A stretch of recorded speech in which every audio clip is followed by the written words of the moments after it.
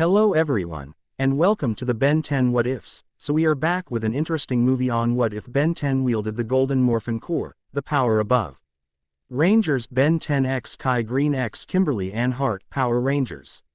But before we start, I just want to remind you to please subscribe to my channel and hit the like button if you enjoy my content. Let's start the story. Chapter 1. Worlds in Collision. The dimensional fracture tore through reality with the subtlety of lightning striking sand, leaving behind crystalline fissures in the air above Bellwood. Ben Tennyson tracked the anomaly's electromagnetic signature through the holographic display projected from his upgraded Omnitrix, the green light illuminating his face in the pre-dawn darkness. At 19, his features had sharpened, jawline more defined, eyes carrying the weight of experience, though that cocky half-smile remained unchanged from his younger days. Another one, he muttered, adjusting the leather jacket that had replaced his childhood hoodie. That's 3 this week. From his vantage point atop the Bellwood Water Tower, the city sprawled beneath him like a circuit board of lights against the fading night. The wind carried the scent of rain-washed asphalt and distant thunder, a storm approaching both literally and figuratively. He'd learned to trust that prickling sensation between his shoulder blades, the one that preceded trouble of the cosmic variety. The Omnitrix beeped urgently, interrupting his thoughts. Reading complete. Dimensional variance at 87% matched to previous occurrences. Unique energy signature detected. Something new this time, Ben mused, rolling his shoulders. He tapped the communicator in his ear. Gwen, you getting this? His cousin's voice crackled through, tinged with the particular exhaustion that came from being pulled away from university research. Yeah, and it's weird. The mana signature doesn't match anything in the Plumber database or my grimoire. Weirder than the time Grandpa Max got possessed by that sentient cheese monster. Way weirder. And please don't remind me about that before breakfast. Ben grinned despite the tension. I'm moving to intercept. Can you? Already called Kevin. He's bringing equipment to contain whatever's causing the rifts. The sky fractured again, this time with a sound like shattering glass followed by a subsonic boom that rattled windows across 3 blocks. The rift expanded, edges glowing with iridescent energy that defied conventional physics. Ben had seen enough interdimensional portals to know this one was unstable. Scratch the equipment. Tell Kevin to bring firepower instead. Without waiting for a response, Ben leapt from the water tower, twisting the Omnitrix dial in mid-fall. Going XLR8. The familiar emerald flash enveloped him, but instead of the expected transformation, Ben felt an electric jolt surge through his body. He slammed into the ground as himself, rolling to absorb the impact with practiced ease despite the unexpected failure. What the? He examined the Omnitrix, which cycled through colors it had never displayed before, gold interspersed with the usual green. Transformation sequence interrupted. Unknown energy interference detected, the device announced in its mechanical voice. The rift pulsed again, expanding to the size of a small car. From within its swirling vortex, a figure emerged, human-shaped but moving with the fluid grace of someone with extensive combat training. As the figure landed on the pavement, the dimensional tear collapsed behind them with a thunderclap that shattered nearby windows. Ben dropped into a defensive stance, fingers hovering near the Omnitrix. The figure straightened, revealing a Wom, and in her late 20s dressed in what appeared to be battle-worn pink and white armor, sleek and functional rather than decorative. Her helmet retracted into a collar device, revealing sharp features framed by brown hair streaked with a single pink highlight. Well, she said, eyes quickly assessing her surroundings before focusing on Ben with laser-like intensity, you're definitely not Angel Grove. Welcome to Bellwood, Ben replied, not relaxing his stance. Care to explain why you're tearing holes in my reality? The woman arched an eyebrow, her expression shifting from confusion to suspicion. I'm following them, not creating them. She gestured toward the dissipating energy where the rift had been. The quantum signatures led here. Who are you, and why are you giving off morphing grid readings? Before Ben could answer, the Omnitrix emitted a high-pitched whine and projected a holographic analysis of the woman. DNA scan complete. Subject: human with trace energy signatures matching interdimensional catalyst. Threat level: significant. Significant. Ben couldn't help the slight quirk of his lips. The Omnitrix usually goes with minimal or extreme. You must be special. The talking watch thinks I'm special. Wonderful. The woman's hand moved to her wrist, where a device that resembled a sophisticated bracelet gleamed. I'm Kimberly Hart. In my world, I'm what you might call a protector. And you are. Ben Tennyson. He straightened slightly, not entirely dropping his guard but shifting to a less confrontational posture. Same job description, different dimension. Kimberly's eyes widened with sudden recognition. Tennyson, as in the wielder of the Omnitrix.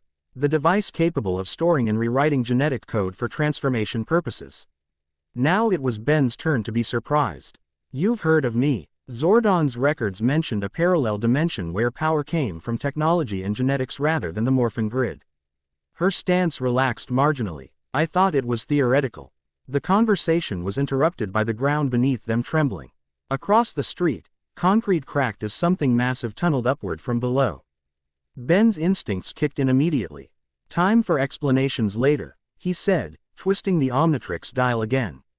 This time when he slammed it down, the transformation took hold, enveloping him in emerald light. In his place stood a massive crystalline being with rainbow refracting surfaces and a body made entirely of silicon compounds. Diamond Head. His voice resonated with a crystalline quality. He turned to Kimberly, whose expression registered impressive composure at witnessing his transformation. You might want to step back unless that fancy bracelet does more than accessorize. A smile flickered across her face, not of amusement but recognition of a fellow warrior. Oh, it does plenty. She tapped the device twice, calling out, it's Morphin time. Pink energy cascaded around her in a swirling vortex, materializing into a form-fitting suit of armor more advanced than what she'd worn moments before.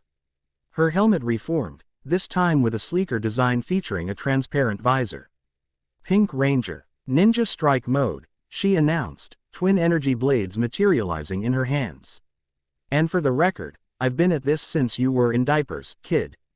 The creature burst from the ground before Ben could retort, a 30-foot monstrosity resembling a cross between a mole and an industrial drilling machine. Its hide gleamed with metallic plates, and rotating drill bits served as both hands and snout. Molecular drill beast, Kimberly identified immediately. Interdimensional tracker. They hunt artifacts with specific energy signatures. Diamond Head's crystalline features formed into a grin. Then let's give it something else to chew on. He slammed his fists into the ground, sending a wave of crystal spikes erupting toward the creature.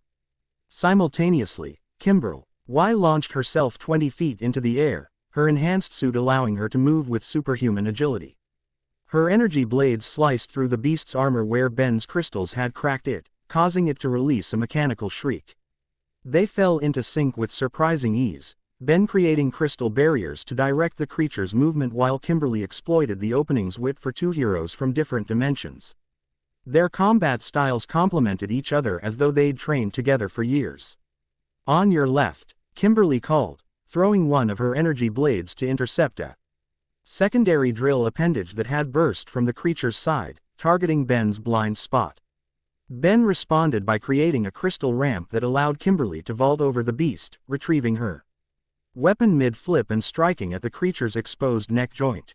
Nice move, Pink. It's Kimberly, Crystal Boy, she shot back, a hint of amusement in her voice despite the intensity of battle. The drill beast, sensing it was outmatched, suddenly retracted its appendages and began to vibrate at an increasing frequency. Ben recognized the signs of a desperate measure. It's going to self-destruct, Kimberly finished. Already moving. We need containment. Ben's mind raced through options. I need to switch forms. Cover me. He slapped the Omnitrix symbol on his chest, transforming in a flash of green light. In Diamond Head's place stood a small, frog-like alien with enormous green eyes and a white body marked with black stripes. Gray matter. Not what I was going for, but I can work with this. His voice had become high-pitched and rapid. He scampered toward the vibrating monster with surprising speed for his 6-inch height. Kimberly maintained a defensive perimeter, deflecting smaller drill probes that shot from the creature. Whatever you're planning, hurry. This thing's about to blow. Gray matter scrambled up the creature's metallic hide, finding access to an internal panel. Fascinating design. Biomechanical interface with a quantum resonance core. If I reverse the polarity of the dimensional stabilizer and reroute the power through its own tracking system. His tiny hands moved with incredible speed, rewiring internal components with genius-level precision.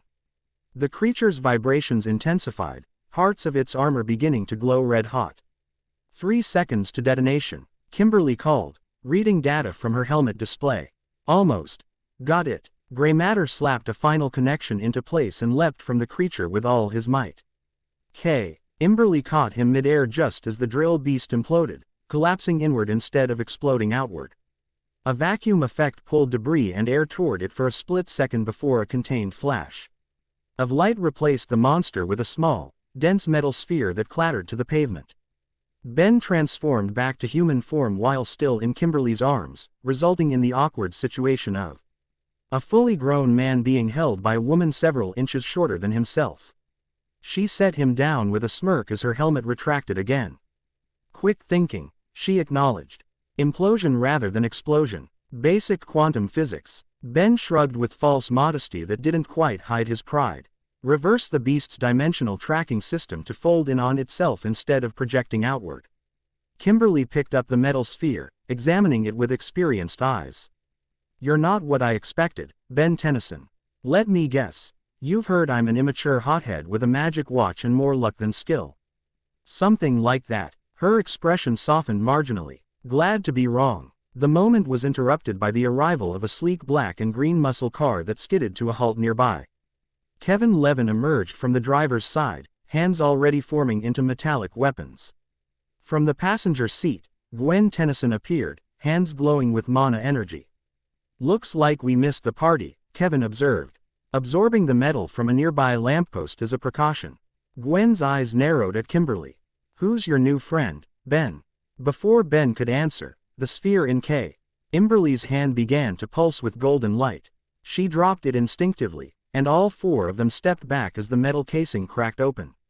Inside lay a fragment of crystal unlike anything they'd seen before, golden with shifting internal patterns that resembled both circuitry and organic structures. It emitted energy that caused the Omnitrix to beep wildly and Gwen's mana to flare. That's what it was tracking, Kimberly whispered, recognition in her eyes. A fragment of the golden Morphin core. The what now? Kevin asked, still maintaining his metallic form. A power source thought to be theoretical. Something even beyond the Morphin grid that powers the Rangers in my world. Kimberly knelt beside the fragment but didn't touch it. It's said to be the ultimate adaptive energy, capable of connecting to and enhancing any other power system. Ben's Omnitrix suddenly projected a scanning beam over the fragment. Unknown power source detected. Energy signature compatible with Omnitrix systems. Attempting analysis. Wait. Kimberly began, but it was too late. The golden fragment pulsed once, then shot a beam of energy directly into the Omnitrix. Ben staggered backward as golden light coursed up his arm, intermingling with the green energy of the device. For a moment, his entire body glowed with the combined energies before a pulse of power exploded outward, knocking everyone off their feet.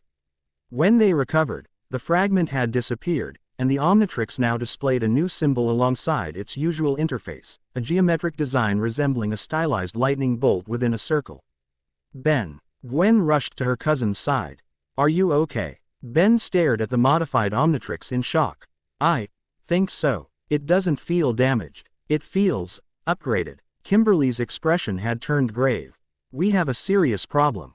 That fragment wasn't supposed to be here, and it certainly wasn't supposed to merge with alien technology. She looked around at the pre-dawn sky, which now shimmered with subtle golden fracture lines. Your world and mine are starting to bleed together. How bad is that on a scale from minor inconvenience to total universal collapse? Kevin asked. Somewhere around catastrophic reality reshaping, Kimberly replied grimly. And we just lost our only clue to fixing it. Ben flexed his hand, watching as the Omnitrix cycled its alien forms with new golden highlights appearing in each holographic preview. Maybe not. I think whatever that fragment was, the Omnitrix absorbed its data. That's impossible, Kimberly stated. The Morphin grid is mystical energy, not technological. And I turn into aliens with a watch, Ben countered. My whole career is built on impossible. He met her skeptical gaze with confident determination. If our worlds are in danger, we'll figure it out. It's what I do. Before Kimberly could respond, Gwen's phone rang. she answered, her expression growing increasingly concerned. It's Grandpa Max. Something's happening at Plumber headquarters. Multiple reports of spatial anomalies, energy readings off the charts, and, she paused, listening intently, someone named Kai Gri. N just arrived claiming to have information about interdimensional artifacts. Ben's eyebrows rose in surprise. Kai, I haven't seen her in years. Old girlfriend? Kimberly asked with casual interest that didn't quite hide her assessment of potential complications. Not exactly, Ben said, memories flashing through his mind of a young Navajo girl who'd once captured his attention, then disappeared into her own life's journey. She's complicated. Well, complicated just showed up with a research team and artifacts that started reacting when that energy pulse hit, Gwen reported, putting her phone away. Grandpa wants us there ASAP. Kevin was already heading back to his car. I'll drive. Ben turned to Kimberly. Coming, Pink. Seems like your dimensional problem just became our dimensional problem. Kimberly studied him for a moment, weighing options before nodding decisively. Lead the way, Tennyson.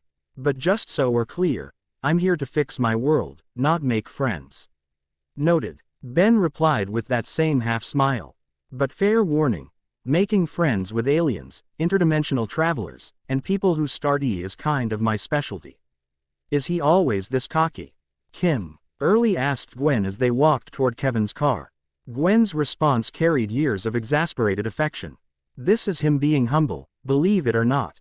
As they drove toward Plumber headquarters, one of them noticed the golden energy spreading through the city's electrical systems, nor the subtle changes beginning to manifest in the fabric of reality itself, street signs flickering between different names. Buildings momentarily shifting appearance, and in the distance, a mountain range that had never before existed in Bellwood's geography shimmering into semi-existence on the horizon. The collision of worlds had begun. Plumber headquarters hummed with controlled chaos, agents rushing between monitoring stations, holographic displays showing cascading failures in dimensional barriers. And the unmistakable tension of an organization facing an unprecedented crisis. Max Tennyson stood at the center command console, his weathered features set in the grim determination that had guided him through countless alien invasions, conspiracy unravelings, and apocalypse preventions. Status report, he demanded from the technician monitoring dimensional stability. Fractures increasing exponentially, sir. We're recording reality fluctuations across 7 continents. Whatever happened an hour ago accelerated the process by approximately 400%. Max's expression remained steady despite the news. Decades of experience had taught him that panic was a luxury reserved for those without responsibility.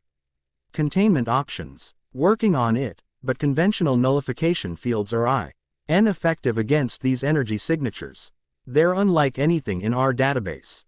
The headquarters entrance portal activated, admitting Ben, Gwen, Kevin, and Kimberly. Max's eyes immediately locked onto the stranger in pink, noting both her confident bearing and the technology integrated into her armor. Grandpa, Ben called, approaching the command center. We've got a situation. So I gathered, Max replied dryly, gesturing to the crisis displays. Care to introduce your friend? Ben made quick introductions while the plumber technician stared with poorly concealed interest at Kimberly's armor. For her part, the interdimensional visitor surveyed the headquarters with professional assessment, clearly comparing it to whatever organization she worked with in her own reality. Impressive setup, she acknowledged to Max. In my world, our command center was more cave-like. We've upgraded over the years, Max replied with a hint of pride before returning to business. Now, about these dimensional fractures. They started in my reality, Kimberly explained. Something or someone has been deliberately weakening the barriers between our dimensions. I tracked the disture. Bounces through what we call the Morphin grid, the energy field that powers rangers like myself. Rangers? Max questioned. Think plumbers with color-coded armor and giant robots, Ben simplified, earning an exasperated look from Kimberly. It's considerably more complex than that, but essentially correct, she conceded. I was sent to investigate when our sensors detected something impossible. A fragment of the golden Morphin core manifesting in this reality. Max's eyebrows shot up in recognition. The golden core isn't just theoretical. Now it was Kimberly's turn to look surprised.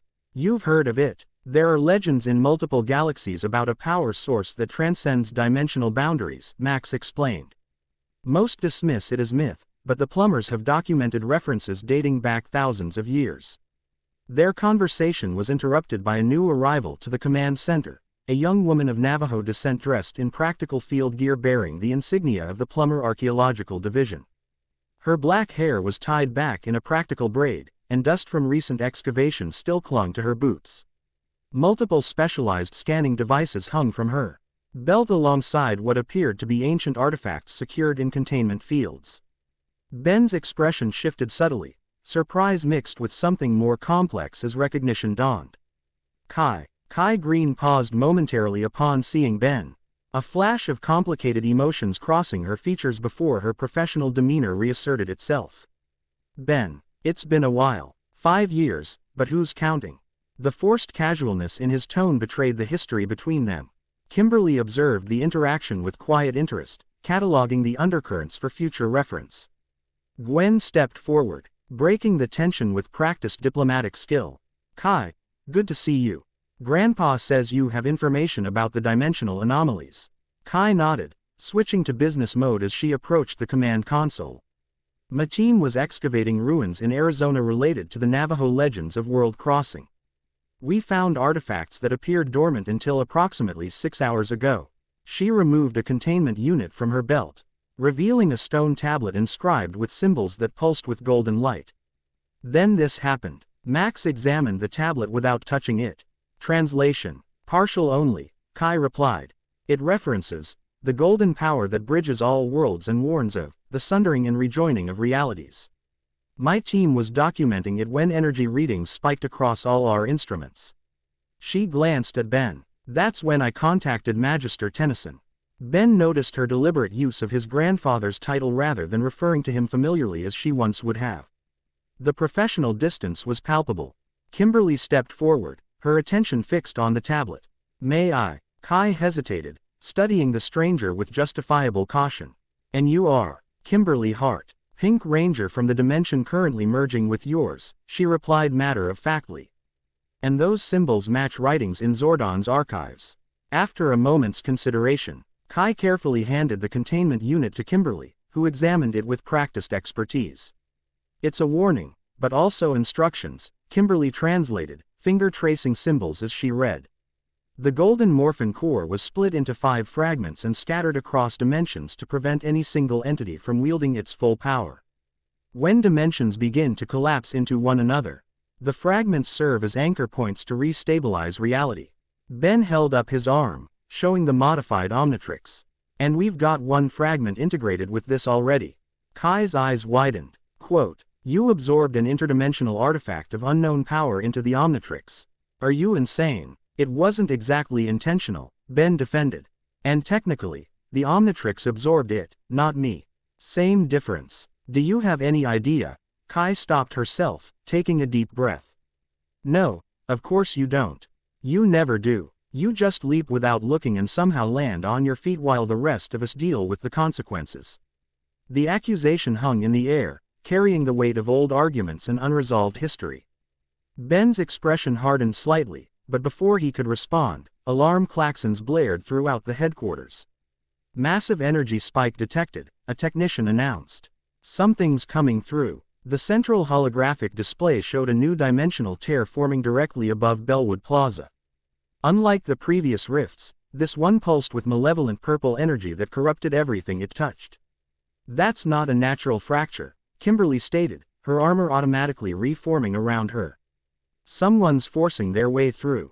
Ben's response was immediate. Gwen, Kevin, with me. Kai, work with Grandpa and Kimberly to figure out what that tablet says about stabilizing the fragments.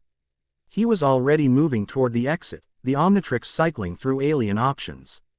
You don't give me orders, Ben, Kai called after him, the professional facade cracking slightly to reveal genuine concern. Tire Morphin spectrum if your translation is correct, she added to Kimberly.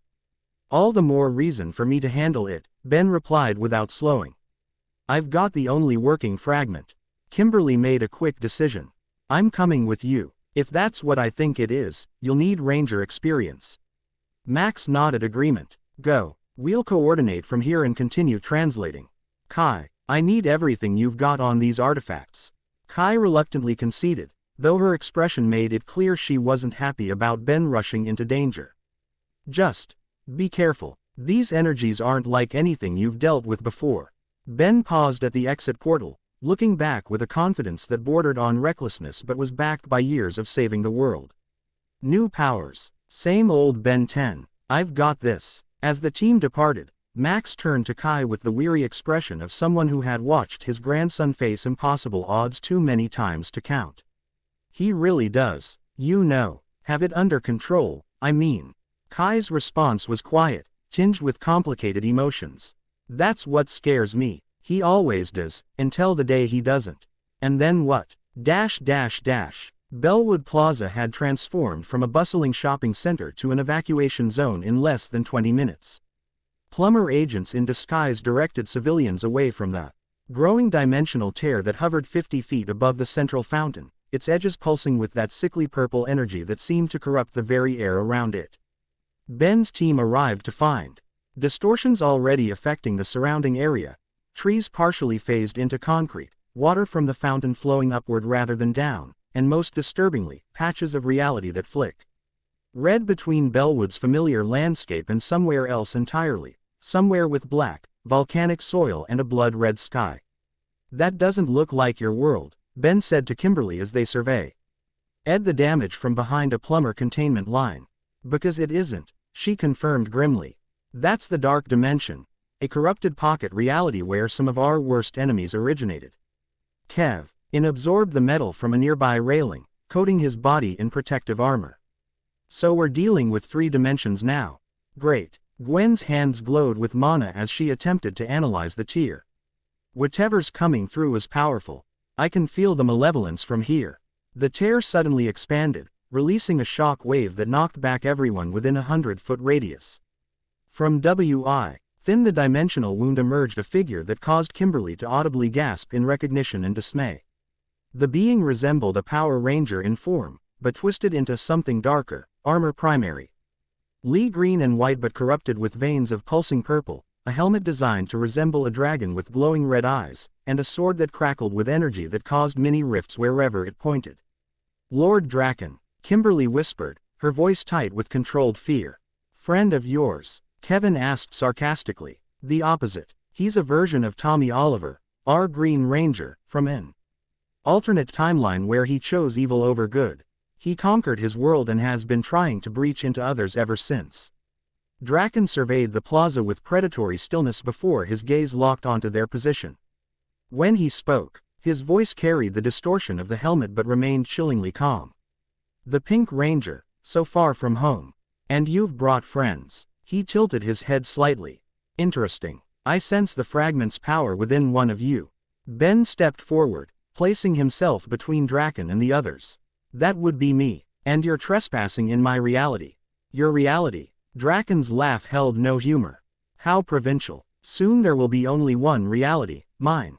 Without further warning, he moved with blinding speed, covering the distance between them in an eye blink.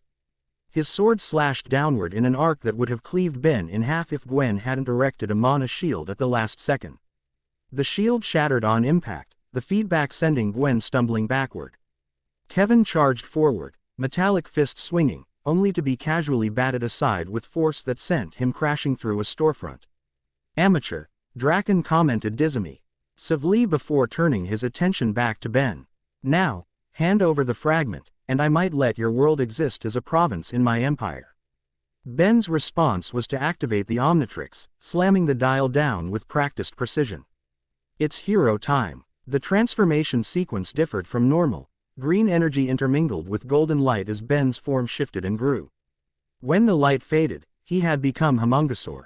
But with a difference. Golden armor reminiscent of Ranger technology had formed across his dinosaur-like body, and the Omnitrix symbol on his chest now displayed the Lig. HTNING bold emblem of the Morphin grid alongside its usual hourglass. Homungosaur. Morphin mode. The declaration came instinctively, as though the power itself supplied the knowledge.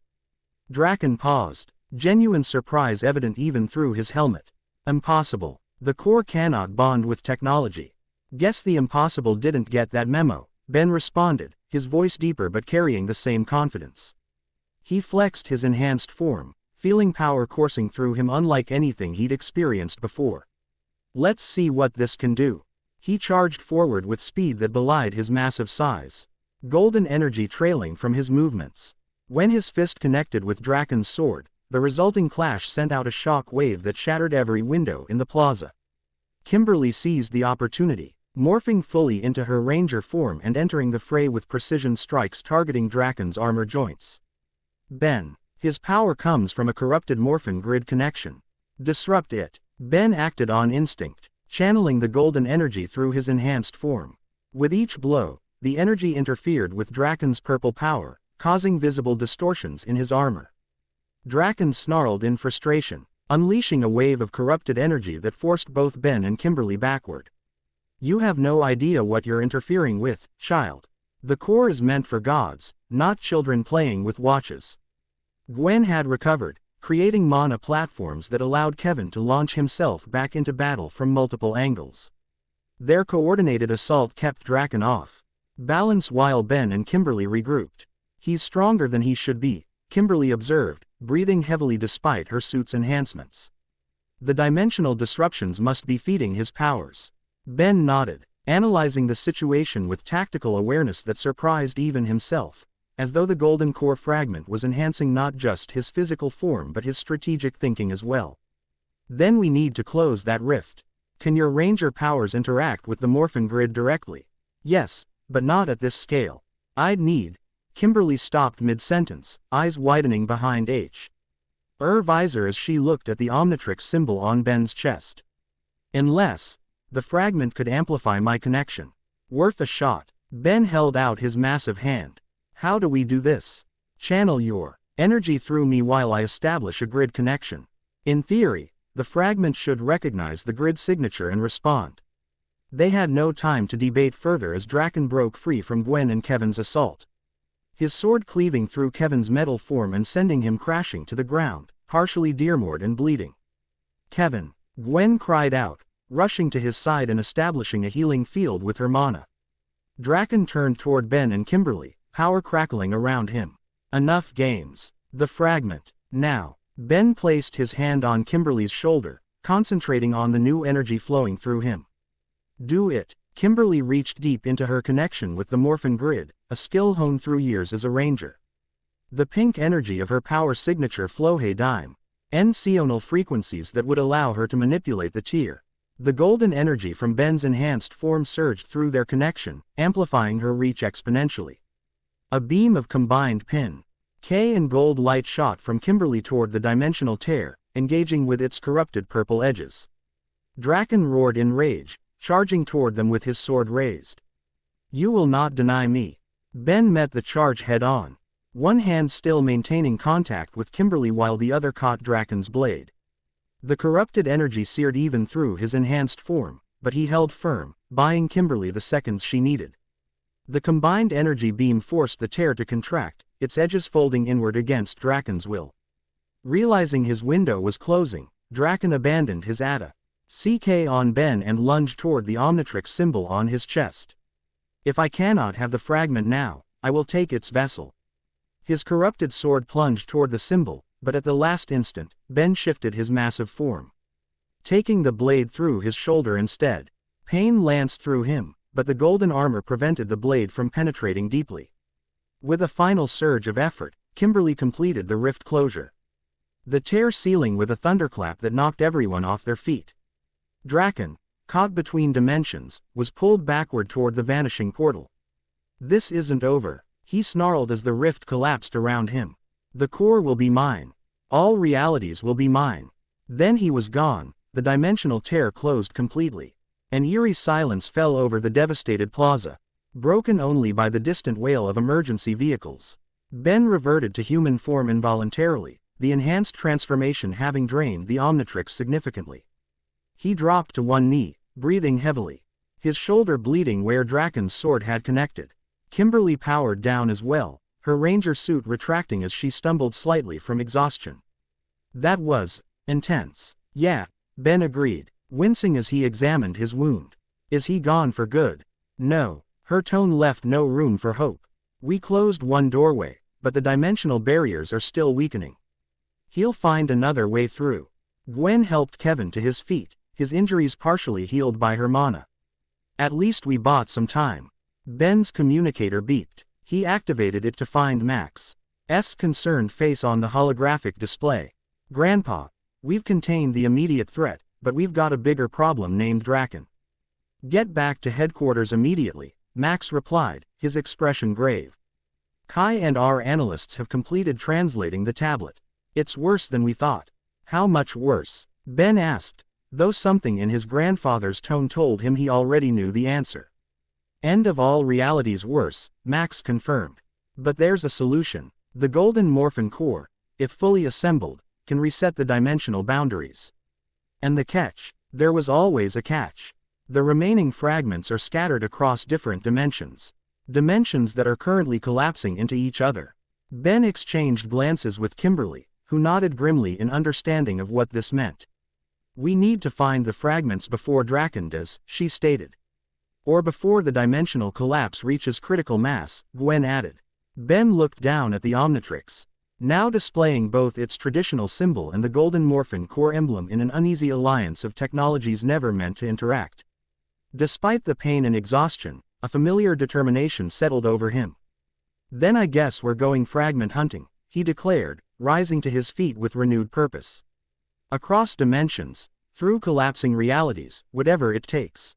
Kevin groaned. Why do I get the feeling, whatever it takes, is going to involve a lot of punching interdimensional bad guys? Because it always does, Gwen replied with resigned acceptance. As they mad their way back to Plumber headquarters, none of them noticed the subtle changes continuing to spread throughout Bellwood, street signs now permanently displaying names from Angel Grove, Mountain Rang. Fully visible on the horizon where none had existed before, and most concerning of all, civilians going about their business seemingly unaware that their reality had fundamentally changed. The collision of worlds wasn't just beginning. It was accelerating. Chapter 1 End Chapter 2, Power and Purpose. Ben Tennyson awoke with a jolt, golden light cascading from the Omnitrix in pulsating waves.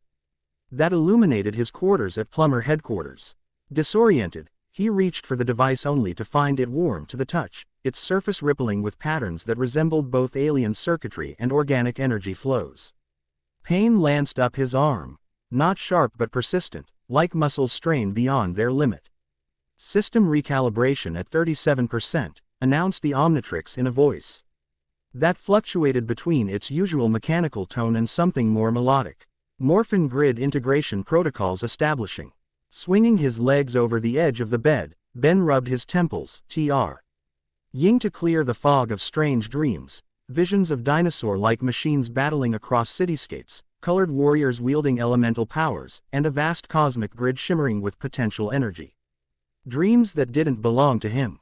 Lights, he commanded, and the room's illumination systems activated to reveal walls covered in holographic displays monitoring dimensional fracture points across the globe. A map dominated the central screen, showing Bellwood progressively merging with Angel Grove, two cities from different realities occupying increasingly overlapping space. His communicator chimed with Gwen's distinctive tone. Meeting in the central command in 15 minutes, his cousin informed him without preamble. Kai's team made a breakthrough on the tablet translations, and our new friend from Dimension Pink is getting restless. Kimberly has a name, Ben replied, surprising himself with his defensive tone. A moment of silence preceded Gwen's knowing response. Interesting, that's what you focused on. Anyway, Max wants everyone there, including Drive. Liang. She just arrived from Friedkin University's quantum physics department. Ben glanced at his reflection in the nearby viewport, shadows under his eyes. Hair disheveled, and most noticeably, faint golden energy occasionally sparking across his skin like static electricity. I'll be there. Just need to get this thing under control first. Need help? No, I've got it, he insisted, though the Omnitrix chose that moment to project a holographic display of alien forms cycling rapidly through transformations without his input. Probably. Gwen's sigh carried years of familial exasperation. Don't blow up the headquarters before the meeting. After disconnecting, Ben focused on the malfunctioning device. Come on, We've been through worse than a little interdimensional energy absorption. The door to his quarters slid open without warning, revealing Kimberly Hart in what appeared to be training attire, form-fitting black and pink gear that balanced functionality with the practiced elegance of someone accustomed to both combat and public appearance. Her expression shifted from determination to concern, as she observed the golden energy fluctuations.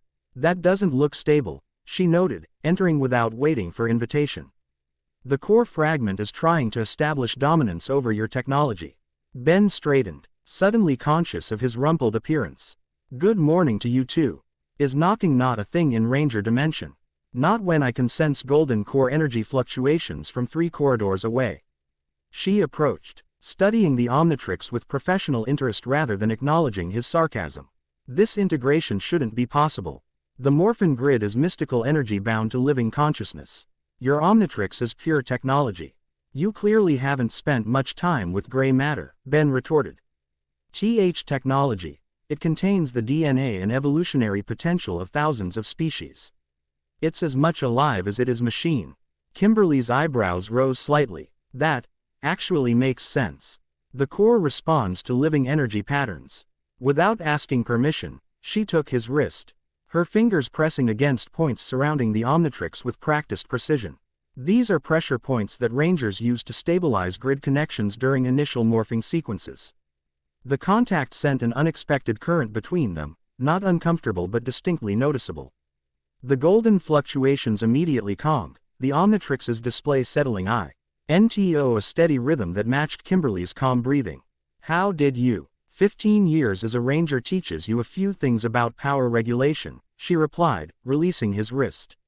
The fragment is trying to connect to the Morphin grid through you, but it can't establish stable pathways without proper channeling techniques.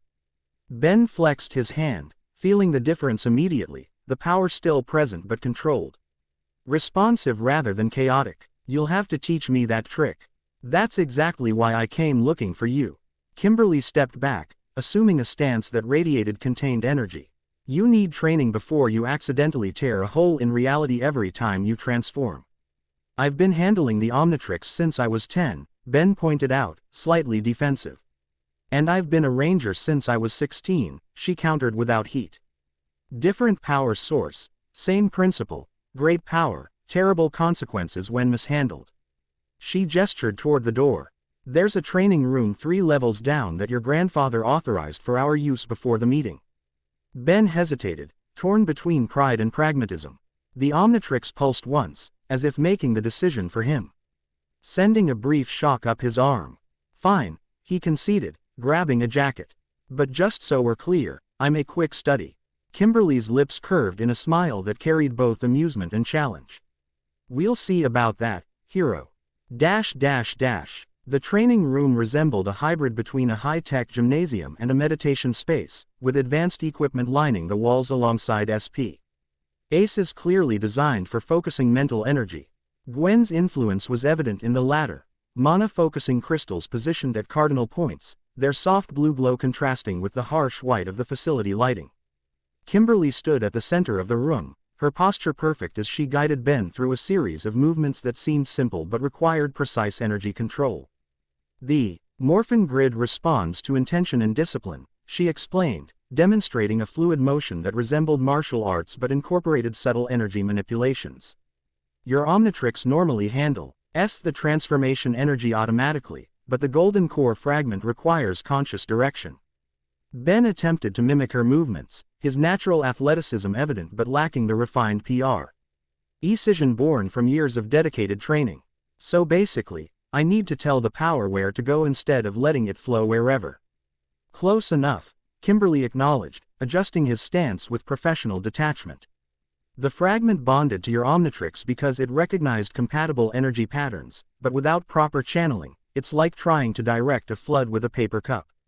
Ben concentrated, feeling the energy respond to his focused intent. Golden light traced patterns along his arms, following the path of his movement rather than dispersing randomly. Better. Getting there, she replied, circling him with analytical eyes. Now try a simple transformation, something small, with minimal energy requirements. Ben cycled through his alien roster, selecting gray matter as suggested. As he activated the transformation, he applied the channeling techniques Kimberly had demonstrated, directing the energy flow with conscious intent rather than allowing the automatic process to take over. The transformation sequence differed from normal, slower, more controlled, with golden energy interweaving with the traditional green. When it completed, Ben stood in gray matter form. But with notable differences, the diminutive alien now bore subtle armor patterning resembling Ranger technology, and his eyes glowed with golden light. Fascinating, he declared, his high-pitched voice carrying a resonant quality it normally lacked.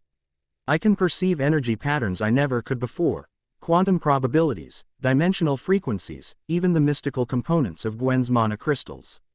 He examined his enhanced form with scientific curiosity.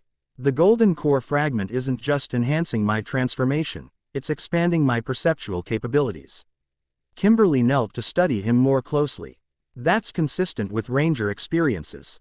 Each power source enhances natural abilities according to the user's core attributes. She seemed impressed despite herself. For an intellectual alien form like this, enhanced perception makes sense. Gray matter nodded, mind racing with possibilities. And for combat forms, enhanced strength or speed. For defensive forms, improved shielding capabilities. His eyes widened with sudden realization. This changes everything about how I use the Omnitrix. Which is why proper training is essential, Kimberly emphasized. R without purpose is just destruction waiting to happen.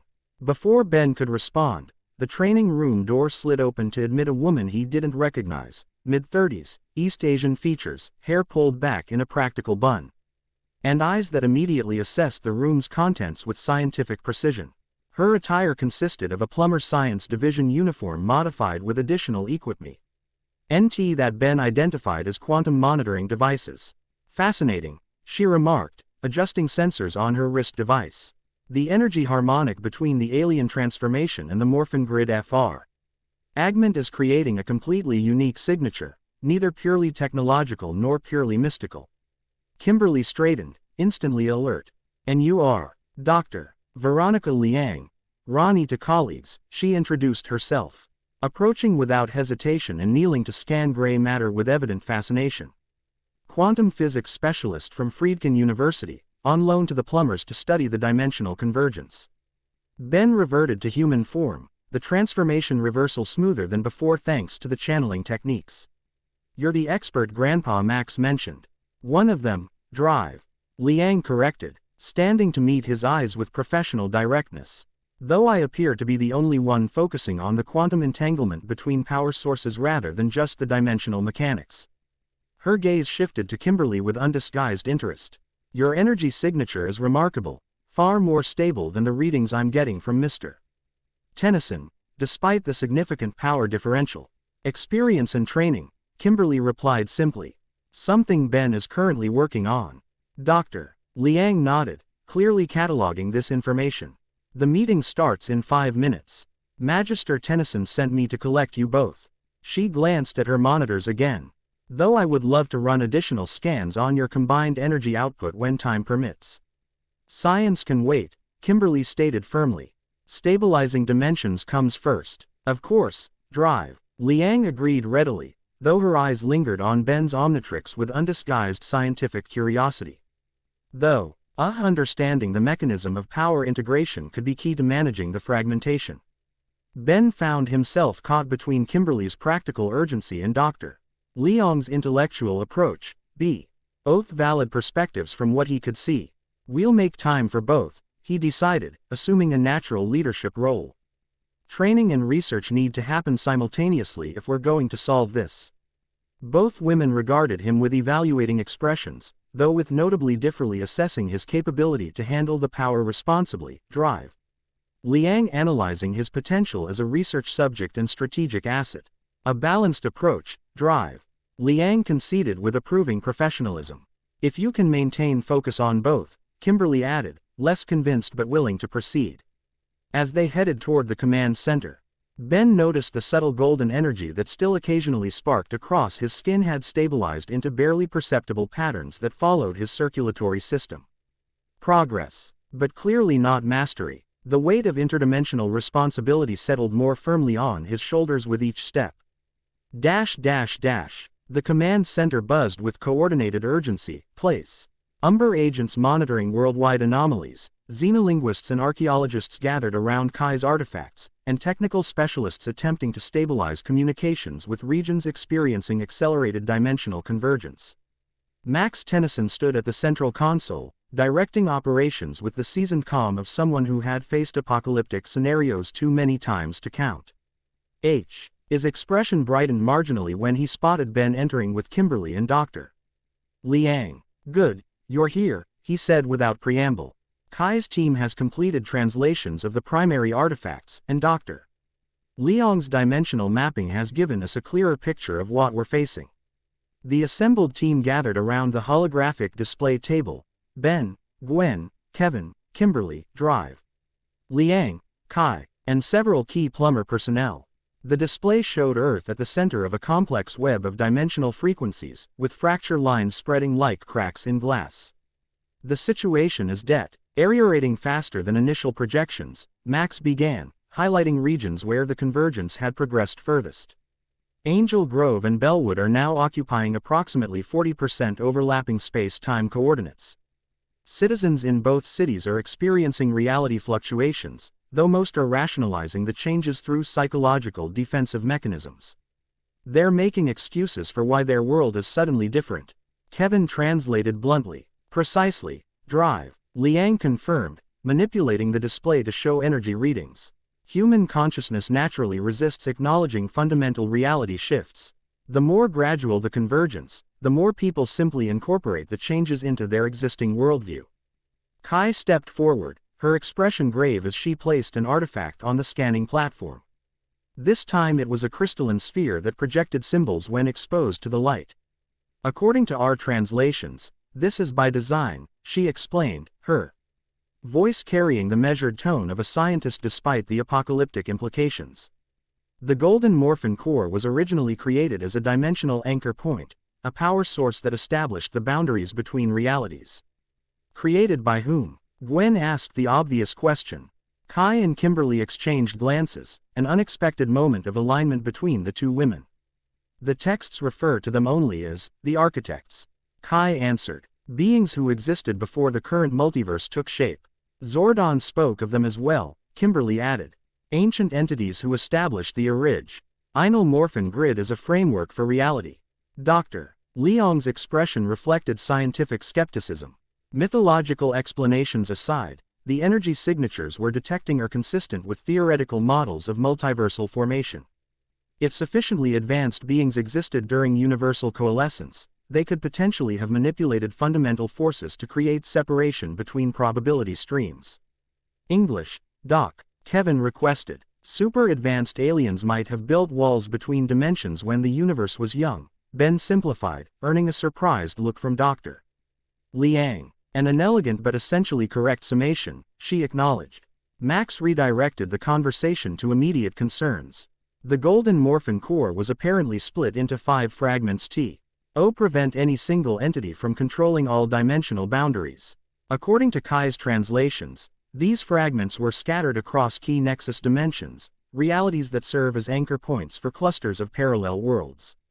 The holographic display shifted to show 5 distinct energy signatures pulsing across the dimensional web. "We've confirmed the fragment Ben absorbed is attuned to transformation and adaptation," Kai continued, pointedly not looking directly at Ben as she spoke. "The remaining 4 correspond to fundamental cosmic principles: time, space, energy, and consciousness.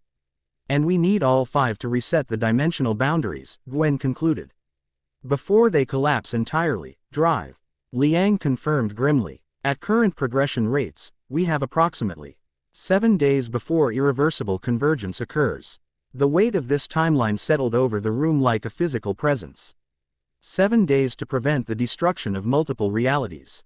"What about Draken?" Ben asked, focusing on immediate threats. "He clearly knows about the fragments and wants them for himself."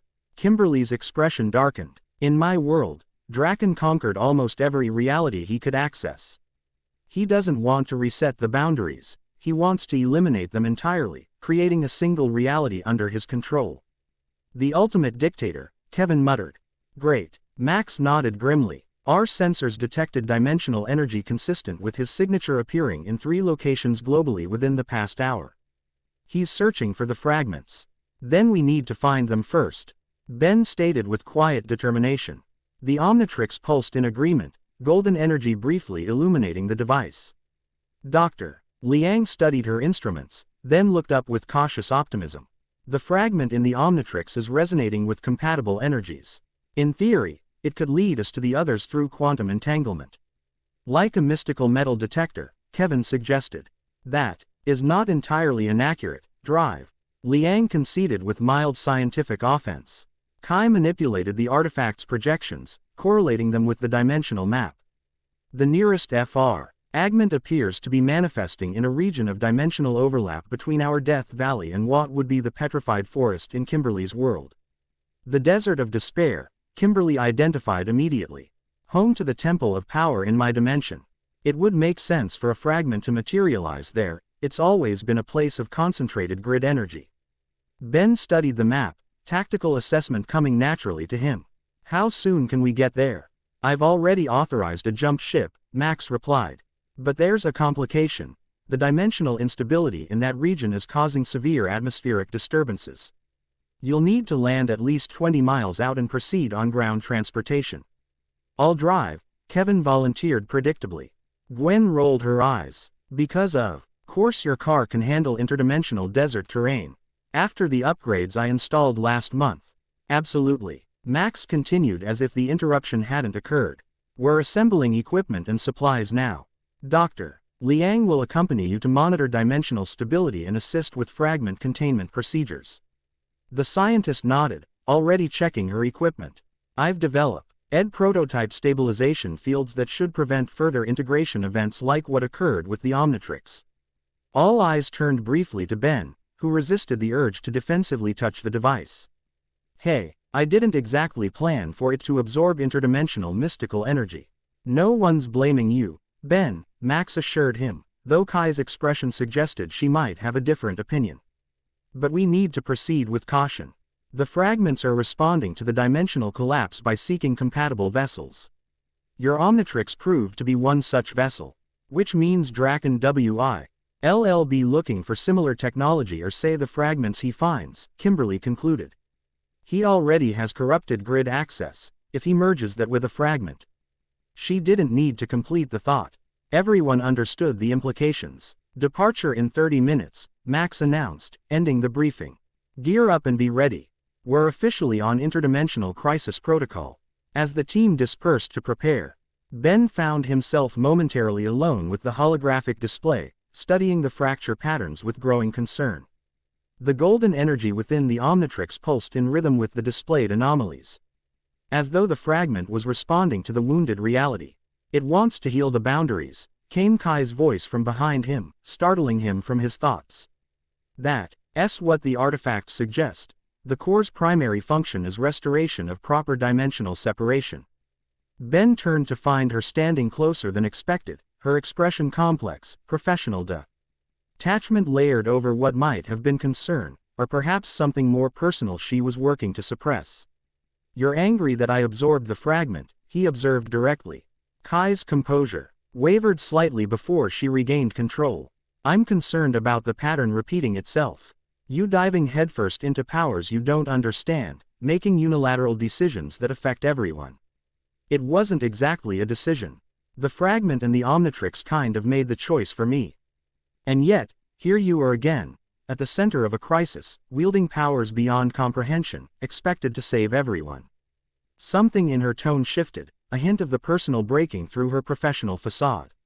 Some things never change. Before Ben could respond, she turned away, returning to her team of archaeologists. The conversation left him with the distinct impression that they were discussing something more than just the current crisis, old history that remained unresolved between them. Complex relationship. Kimberly's voice came from his left as she approached, now dressed in field gear appropriate for their desert expedition. Ben sighed. We were kids when we met. Then teenagers when we almost. But then she left for her archaeological studies, and I kept doing the hero thing. He shrugged. aiming for casual and not quite achieving it. Water under the interdimensional bridge. Kimberly studied him with perceptive eyes that saw more than he was comfortable revealing. In my experience, bridges can be rebuilt if both sides are willing to do the work. She glanced toward Kai, then back to Ben. But sometimes the current changes people in ways that make crossing impossible. Speaking from experience, Ben found himself genuinely curious about this woman from another dimension who carried herself with such assured confidence despite being stranded in a foreign reality. A shadow crossed Kimberly's features, brief but unmistakable. Let's just say I understood. And complicated relationships with teammates. She changed the subject with practiced ease. Dr. Liang seems competent, if a bit too eager to turn you into a research project. Occupational hazard of being the guy with the alien watch. Ben replied with a half smile. Scientists either want to study me or shoot me. Sometimes both. This earned a genuine laugh from Kimberly, the first he'd heard from her. It transformed her features from intense focus to something warmer, more approachable. Rangers deal with the same problem. One minute you're saving the city, the next you're fending off government agencies wanting to replicate your powers. Sounds like our dimensions aren't so different after all. Maybe that's why they're merging so easily, she suggested, a thoughtful expression replacing her momentary lightness. Parallel evolution of heroic paradigms. The insight surprised him, a perspective he hadn't considered. You might be onto something there. Gwen would love to debate the philosophical implications with you. Maybe after we prevent reality collapse. Kimberly's focus returned, all business once more. Speaking of which, you should finish that energy channeling practice before we hit the field. The desert amplifies grid energy, your Omnitrix will likely respond more intensely there. Ben nodded, recognizing the wisdom in her suggestion. Lead the way, Sensei Pink. She rolled her eyes at the nickname but didn't correct him, a small concession that suggested the beginnings of a genuine working relationship, perhaps even the foundation of friendship. Kevin Levin's modified muscle car roared across the desert landscape, specialized suspension absorbing impacts that would have crippled ordinary vehicles. The terrain had transformed from typical D.H. Valley topography to something alien, sections of petrified forest erupting from sand dunes, rock formations shifting between realities, and the occasional patch of land where gravity itself seemed to operate on different principles. Inside the vehicle, Ben sat in the passenger seat while Gwen, Kimberly, and Dr. Liang occupied the rear, surrounded by monitoring equipment that beeped and chirped. With increasing frequency as they approached their destination. Energy readings are spiking, drive. Liang reported, eyes fixed on her instruments. The fragment is definitely active and attempting to stabilize this convergence zone. Kimberly peered through the dust-streaked window at the impossible landscape. This was the path to the Temple of Power in my world, a trial ground for those seeking to connect with the deepest levels of the Morphin grid. And now it's an interdimensional blender, Kevin observed as he navigated around a boulder that flickered in and out of existence. Any idea what this fragment does specifically? According to the artifacts, this should be the space fragment, Gwen replied, consulting digital copies of Kai's translations on her tablet. It governs dimensional boundaries and physical laws. Ben's Omnitrix had been steadily pulsing with increasing intensity as they approached, golden energy occasionally arcing between the device and his skin. Whatever it is, the first fragment definitely recognizes it. He winced as a particularly strong pulse sent tingles up his arm. Getting stronger by the minute. Dr. Liang studied her readings with growing excitement. The quantum resonance is creating a feedback loop between the fragments. They're attempting to reconnect despite the dimensional barriers. Like they want to be whole again, Gwen suggested. Precisely, drive, Liang confirmed. Sentient or not, these energy sources are behaving as though they possess intention, specifically, the intention to reconstitute their original form. Kevin bridged the vehicle to a halt at the edge of what appeared to be a normal cliff overlooking a valley, except the valley floor shimmered and shifted between desert hardpan and what appeared to be ancient temple ruins. End of the road, he announced. Unless anyone wants to drive into whatever reality blender that is. Kimberly was already exiting the vehicle, her expression focused as she surveyed the landscape with experienced eyes. The fragment will be at the center, where the temple's inner sanctuary would stand in my dimension. The team gathered their equipment and assembled at the cliff edge. Dr. Liang deployed hovering sensor drones that immediately began mapping the fluctuating terrain below. Dimensional stability decreasing exponentially as we approach the center, she reported. Reviewing the incoming data on her tablet. Complete reality shifts occurring every 3.7 minutes at the epicenter. Ben studied the valley, tactical assessment coming naturally. So we have a 3.7 minutes Ute window to locate and secure the fragment between shifts. Theoretically, drive, Liang confirmed, though I cannot predict which reality variant will manifest in each cycle. The convergence appears to be cycling through multiple potential states. Great, Kevin muttered, absorbing stone from a nearby boulder to armor himself. Dimensional roulette. Gwen's hands glowed with a platform of energy. I can get us down there faster than climbing, but I'll need to conserve power for whatever we find at the center. As the team stepped onto Gwen's platform, Ben noticed Kimberly staring intently at a specific point in the valley. Her expression a mixture of recognition and concern. What is it? He asked quietly. Ninjor, she replied, pointing to a barely visible blue figure that appeared and disappeared with the reality fluctuations. Guardian of the Temple of Power in my world. If he's manifesting here, even partially. Friend or foe? Ben asked the essential question. Friend, definitely. But he's bound to the temple. If he's being pulled between dimensions, he'll be disoriented and possibly hostile to perceived threats. Ben nodded. Decision made. Then you take point when we reach the bottom. He's more likely to recognize you than any of us. Kimberly acknowledged the strategy with a nod as Gwen's platform began its descent into the valley of shifting realities. The experience of traveling through fluctuating dimensional space proved disorienting even for a team accustomed to extraordinary circumstances. Colors shifted beyond normal spectrum limits, gravity pull, said between Earth normal and something considerably less, and occasionally they passed through patches where time itself seemed to stutter and skip. Dr. Liang, despite the scientific opportunity, eared slightly green from the dimensional turbulence. Fascinating and nauseating simultaneously, she commented, clutching her equipment with white-knuckled determination. When they reached the valley floor, the environment settled momentarily into a hybrid state, Death Valley's harsh landscape interspersed with ancient stone architecture that seemed to grow organically from the desert floor.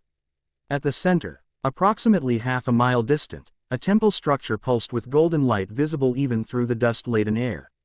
There, Kimberly pointed, already moving forward with purpose. The inner sanctum. That's where the fragment will be. The team followed her lead, moving quickly during this moment of relative stability. Ben kept pace alongside Kimberly, the Omnitrix pulsing in sync with the distant golden light. How much do you know about these architects? He asked as they navigated the impossible terrain. The beings who created the core in the first place. Kimberly maintained her focus on their path but answered thoughtfully. Only what Zordon shared. Beings who existed when reality was still forming, who created the Morphin grid as a framework to separate chaos from order. She glanced at him briefly. In Ranger history, they're more legend than fact, like your dimension's celestial sapiens, perhaps. Ben's eyebrows rose in surprise. You know about celestial sapiens. Zordon's archives contained references to parallel cosmic forces. Beings who could alter reality with a thought appeared in multiple entries. She navigated around a boulder that shifted between stone and crystal every few seconds.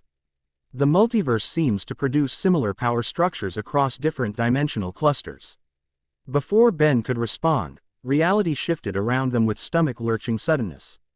The hybrid landscape vanished, replaced entirely by the Temple of Power as it existed in Kimberly's dimension, ancient stone architecture humming with mystical energy, RS lined with crystals that channeled power from the Morphin grid.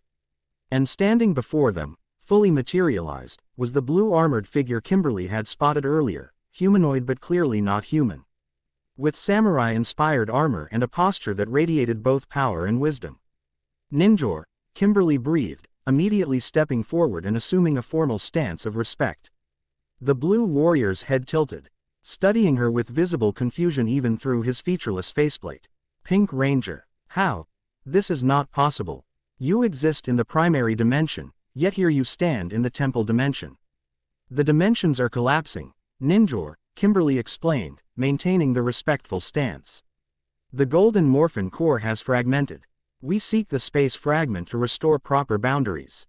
Ninjor's attention shifted to the others, lingering particularly on Ben and the pulsing Omnitrix. You carry one fragment already, he observed, voice carrying both suspicion and interest. Yet you are not of the Ranger lineage. How came you by such power? Ben stepped forward, standing beside Kimberly rather than behind her, a gesture of alliance rather than subordination. It chose me, or my Omnitrix, more accurately. He held up his wrist, displaying the device with its new golden highlights. We're trying to prevent further dimensional collapse. Ninjor studied him intently, then looked to Kimberly for confirmation. At her nod, the ancient warrior seemed to come to a decision. The fragment resides in the heart of the temple, but it is not unguarded. He gestured toward the inner sanctum. When the boundaries began to weaken, guardians from multiple realities were drawn to protect the fragment. They will not surrender it without proof of worthiness. What kind of proof? Gwen asked, her mana shield still at ready. That varies by guardian, Ninjor replied cryptically. Some test strength, others wisdom. Some require sacrifice. Kevin sighed heavily. Why is it never just, here you go. Save the universe. The reality shifted again before Ninjor could respond, the temple fading partially and merging once more with Death Valley. The blue warrior flickered, like a bad transmission, but remained visible. Time grows short, he warned, his form becoming increasingly transparent. The next shift may separate us entirely. Proceed to the center. I will attempt to stabilize this convergence point as long as possible. Kimberly bowed formally. Thank you, Ninjor. The ancient warrior returned the gesture before taking a meditative stance, blue energy Iman, aiding from his form to create a stabilizing field around the immediate area. Dr. Liang, who had remained silent during the exchange, now checked her instruments with renewed urgency. He's right. Dimensional shift accelerating. We have perhaps 2 minutes before the next major reality fluctuation. The team moved quickly toward the center of the valley, where the temple's inner sanctum remained the most stable feature across the shifting landscape. As they approached, the golden light grew more intense, and Ben's Omnitrix responded with increasingly powerful pulses that sent waves of energy up his arm. It's definitely in there, he confirmed unnecessarily, gritting his teeth against the sensation. The entrance to the inner sanctum stood open, an ancient doorway carved with symbols that matched those on Kai's artifacts. Beyond it lay a chamber that somehow remained consistent despite the reality fluctuations, as though it existed partially outside normal space-time. At the center of the chamber floated a golden fragment similar to the one Ben's Omnitrix had absorbed, but with distinct differences. This one pulsed with energy that bent light around it, creating micro-distortions in the fabric of reality itself. And surrounding it in a protective circle stood 5 figures that flickered between solid and transparent, each clearly from a different reality, yet all focused on guarding the fragment. Ben recognized one immediately, a Petrosapian warrior similar to his diamond head form but with more crystalline elaboration. Beside it stood what appeared to be a human samurai in ancient armor. A being composed entirely of swirling purple energy, a robotic entity with clock-like components, and most surprisingly, what appeared to be a plumber from an alternate reality, the Unif. Orm similar but distinctly different in design. Kimberly stepped forward, her ranger training evident in how she addressed the Guardians. We seek the space fragment of the golden Morphin core to restore dimensional boundaries. Will you grant us passage? The Guardians remained silent, their forms flickering as reality conned them. Only the fragment remained perfectly solid, its golden energy pulsing in rhythm with Ben's Omnitrix. Dr. Liang consulted her instruments. They may not be able to communicate directly across dimensional barriers. Their presence here is likely a programmed response to protect the fragment. So how do we get past them? Kevin asked, still maintaining his stone form in preparation for potential combat. The answer came unexpectedly from the Omnitrix itself. Wick H suddenly projected a holographic message in the same symbols found on the temple walls and Kai's artifacts. Gwen studied the projection with surprise. It's responding to the fragment. But what does it say? Allow me, drive. Liang stepped forward, comparing the symbols to data on her tablet. It appears to be instructions. No, a challenge. She looked up with growing concern. The Guardians require the bearer of one fragment to prove compatibility with the next. A test of dimensional awareness. Ben looked at the Guardians, then at the fragment. What kind of test? The Petrosapian Guardian suddenly solidified completely, stepping forward while the others remained in their flickering state. It addressed Ben directly in the crystalline language of Diamondhead species. It says, "You must demonstrate mastery of your current fragment before claiming another," Kimberly translated, surprising everyone. At their questioning looks, she explained, "Universal Translator, Standard Ranger Equipment." Ben considered the challenge, then nodded his understanding. "It wants me to prove I can handle the power I already have before taking on more." He turned to his team. "Stand back. I think I know what to do." As the others retreated to the chamber entrance, Ben faced the Petrosapian Guardian and activated the Omnitrix. Drawing on Kimberly's training from earlier, he channeled the transformation energy with conscious direction rather than allowing the automatic process to take over. "Diamondhead," he called out, selecting the Petrosapian DNA deliberately. The transformation encompassed him in golden green light. But instead of the usual rapid shift, this time Ben maintained awareness throughout the process, directing the energy flow, controlling the formation of crystalline structures, and consciously integrating the golden core fragment's power with the alien DNA. When the transformation completed, he stood as an enhanced version of Diamondhead, the crystalline body, now featuring intricate golden circuitry patterns that pulsed with power, and the Omnitrix symbol on his chest displaying both its standard hourglass and the lightning emblem of the Morphin grid. The Petrosapian Guardian studied him for a moment, then stepped aside, apparently satisfied. Immediately, the Samurai Guardian solidified, drawing its blade in clear challenge. "One down, 4 to go," Kevin observed from the entrance. This could take a while. Diamondhead reverted to human form with controlled precision, the transformation reversal smooth and intentional rather than the usual flash of light. Ben's growing mastery of the fragment's energy was evident in how the golden patterns now flowed smoothly along his skin rather than sparking erratically.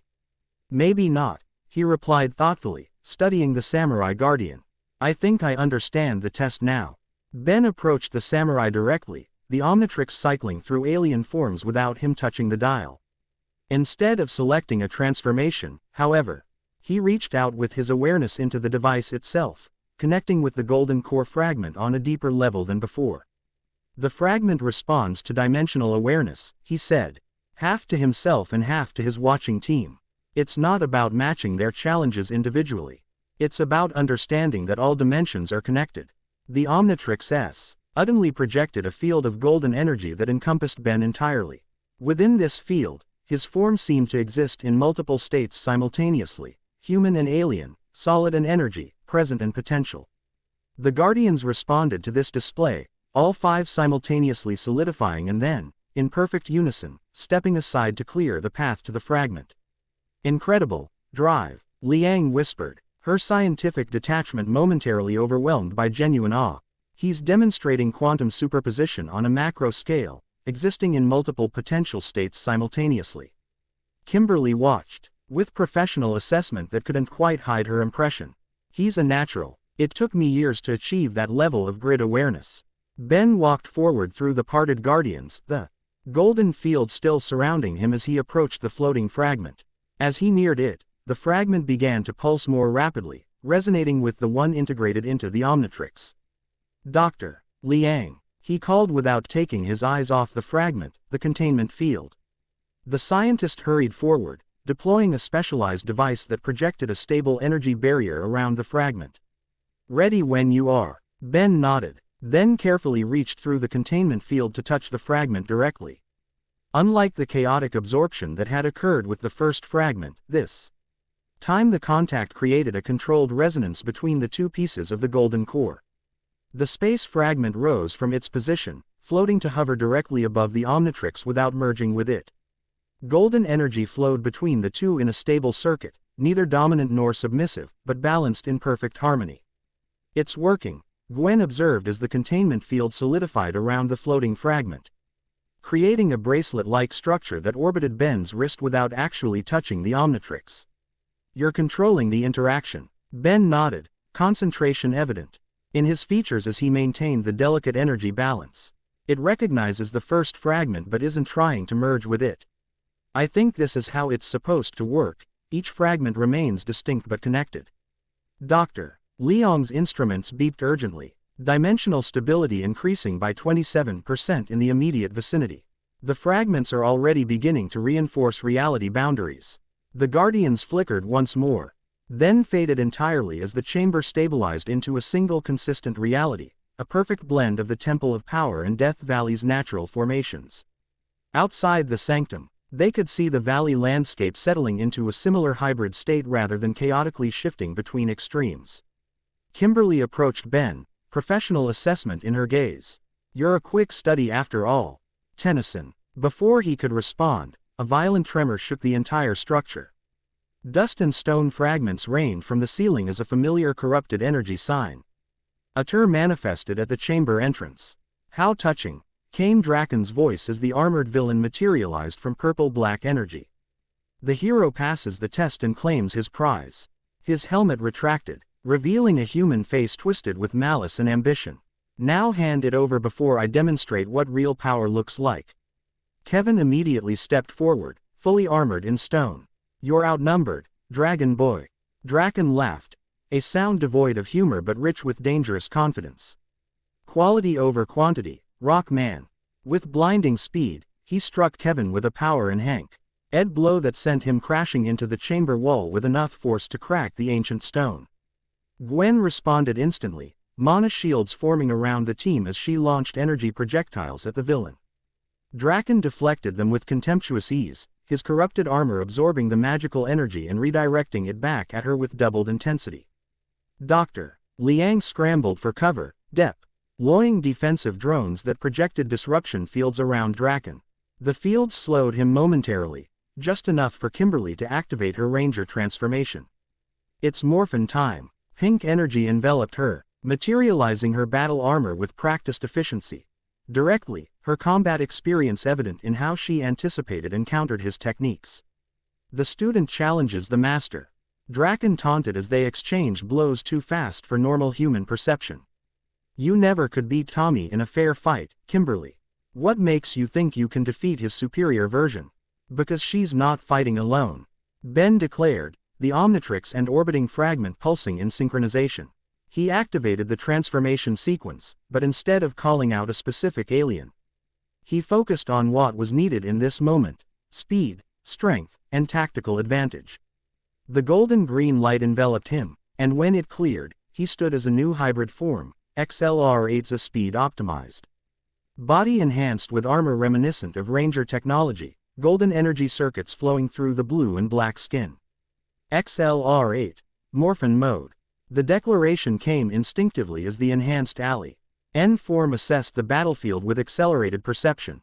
Ben moved with impossible speed, joining Kimberly's assault on Draken with precision strikes that targeted weaknesses in the villain's corrupted armor.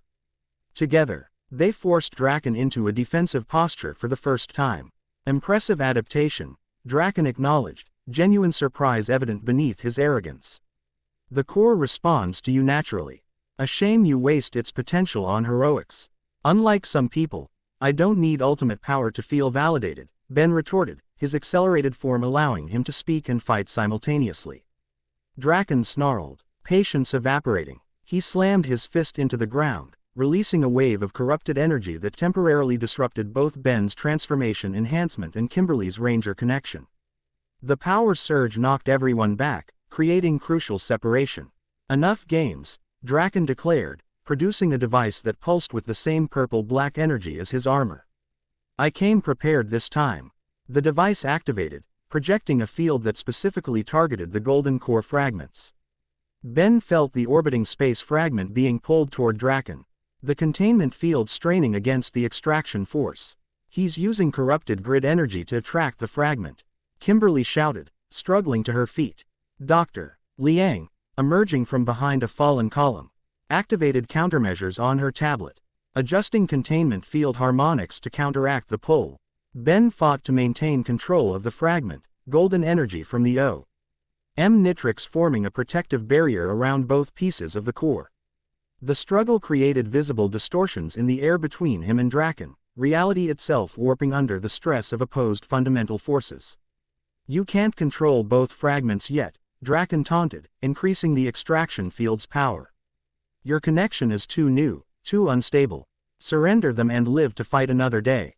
Ben gritted his teeth, pushing back against the pull with everything he had. The effort strained his enhanced form to its limits, golden energy flickering as his control faltered. In that critical moment, Kimberly made a decisive move. Rather than attacking Draken directly, she placed her hand on Ben's shoulder, channeling her own ranger energy through their connection. Synchronize with me, she instructed. Her voice calm despite the strain. The grid responds to connected power, always has. Ben understood immediately. Drawing on the morning's training, he aligned his energy pattern with Kimberly's. Their respective connections to the Morphin grid, hers through years of ranger experience, his through the fragment, amplifying each other. The effect was immediate and dramatic. Golden-pink energy surged between them, stabilizing the fragments, connection to Ben and pushing back against Draken's extraction field. Draken's expression shifted from confidence to concern as his device began to overload under the unexpected counter-pressure. Impossible. Rangers can't share power across different grid connections. Maybe not in your reality, Ben replied, strength returning, as the synergy with Kimberly grew stronger. But we're writing new rules now. With a final surge of combined energy, they repelled Draken's extraction attempt completely. The villain's device exploded in his hand, the feedback sending him staggering backward. Gwen seized the opportunity, having recovered her strength. Mana chains materialized around Draken, binding him temporarily. Kevin, despite his injuries, moved to flank the villain from behind. Draken assessed his situation with cold calculation rather than panic. Clever, he acknowledged, but this is merely the opening move in a much longer game. Before anyone could respond, he activated a teleportation device built into his armor. The corrupted purple energy enveloped him just as Kevin and Gwen closed in. This isn't over, Fragment Bearer. Draken's voice echoed as he faded from view. 2 down, 3 to go, and I need only claim 1 to prevent your victory. Then he was gone, leaving only residual energy that quickly dissipated into the stabilizing dimensional atmosphere. The immediate threat neutralized, Ben released his transformation, returning to human form with evident exhaustion. The space fragment continued orbiting his wrist, now in a stable containment pattern thanks to Dr. Leong's adjustments. That, Kevin declared as he helped Gwen to her feet, was way too close. Kimberly powered down her ranger form, studying Ben with newfound respect. You're learning faster than anyone I've ever trained. That energy synchronization technique usually takes rangers months to master. Beginner's luck, Ben offered with a tired smile. Hardly. Drive, Liang interjected, reviewing data from her instruments. Your quantum resonance patterns show remarkable adaptive capacity. The Omnitrix's transformati on functionality appears to accelerate your ability to integrate with the Golden Core's energy structure. She looked up from her tablet. In layman's terms, you're uniquely suited to wielding these fragments. Lucky us, Kevin commented, wincing as he tested his injured shoulder. Gwen examined the stabilized valley around them with cautious optimism. At least we've halted the dimensional collapse in this region. 2 fragments down, 3 to go, and Draken actively hunting them, Kimberly reminded everyone, her expression grave. We need to move quickly to locate the next fragment before he does. Ben nodded, feeling the weight of responsibility settle more firmly on his shoulders. The space fragment orbiting his wrist pulsed gently, as if affirming the urgency. Dr. Liang, can you use the resonance between these 2 fragments to locate the others more precisely? The scientist was already working on it, adjusting her equipment to the new energy parameters. With 2 reference points, I can triangulate the remaining fragments with significantly improved accuracy. Give me an hour to process the data. Let's head back to the jump ship, Ben decided, naturally assuming the leadership role that the situation demanded. We'll contact Plumber headquarters and update them on our progress. As they made their way out of the sanctum, Ben noticed Kimberly watching him with an unreadable expression. What? He asked. Just thinking about how different our paths to power were, she replied thoughtfully. Rangers are chosen, trained, given specific purposes and limitations. She gestured to the Omnitrix and orbiting fragment. You stumbled into yours by accident, figured it out as you went, and now you're doing the same with powers that even Zordon considered theoretical. Is that a compliment or a criticism? Ben asked, genuinely uncertain. Kimberly's expression softened slightly. Neither. Just an observation. In my experience, power finds those who can handle it, one way or another. She glanced back at the sanctum, where Ninjor could be seen resuming his guardianship of the now stabilized temple. The question is always the same, regardless of how you got the power. What you doed the thought, understanding immediately. She nodded, something like approval briefly crossing her features. Exactly. Purpose matters more than origin. She Incria set her pace slightly to join Gwen in discussion of Ranger versus Mana energy theories, leaving Ben to consider her words. As they crossed the now stable hybrid landscape of the valley, Ben found him self-contemplating not just the immediate crisis but the larger implications of wielding such power. The golden core fragments represented something beyond even his experience with the Omnitrix power. That shaped reality itself rather than merely transforming within it. The responsibility was daunting, yet strangely familiar. Different scale, same principle, great power, terrible consequences when mishandled. Kimberly's earlier words echoed in his mind. Purpose matters more than origin. The Omnitrix and space fragment pulsed in unison, as if responding to his thoughts. 2 down, 3 to go, a race against both dimensional collapse and Draken's ambitions. Ben quickened his pace, resolving to continue mastering these new powers. The multiverse depended on it. Night had fallen over the merged Bellwood Angel Grove landscape by the time the team returned to Plummer headquarters. The integration of the two cities had progressed noticeably during their absence, street signs now permanently displaying hybridized names. Architecture blending elements from both realities, and perhaps most tellingly, citizens moving through this impossible merger as though it had always been their normal environment. Max Tennyson greeted them in the command center, his expression simultaneously relieved at their success and concerned about the accelerating convergence. The stabilization ECT from securing the second fragment is significant but localized, he reported as Dr. Liang transferred her data to the main systems.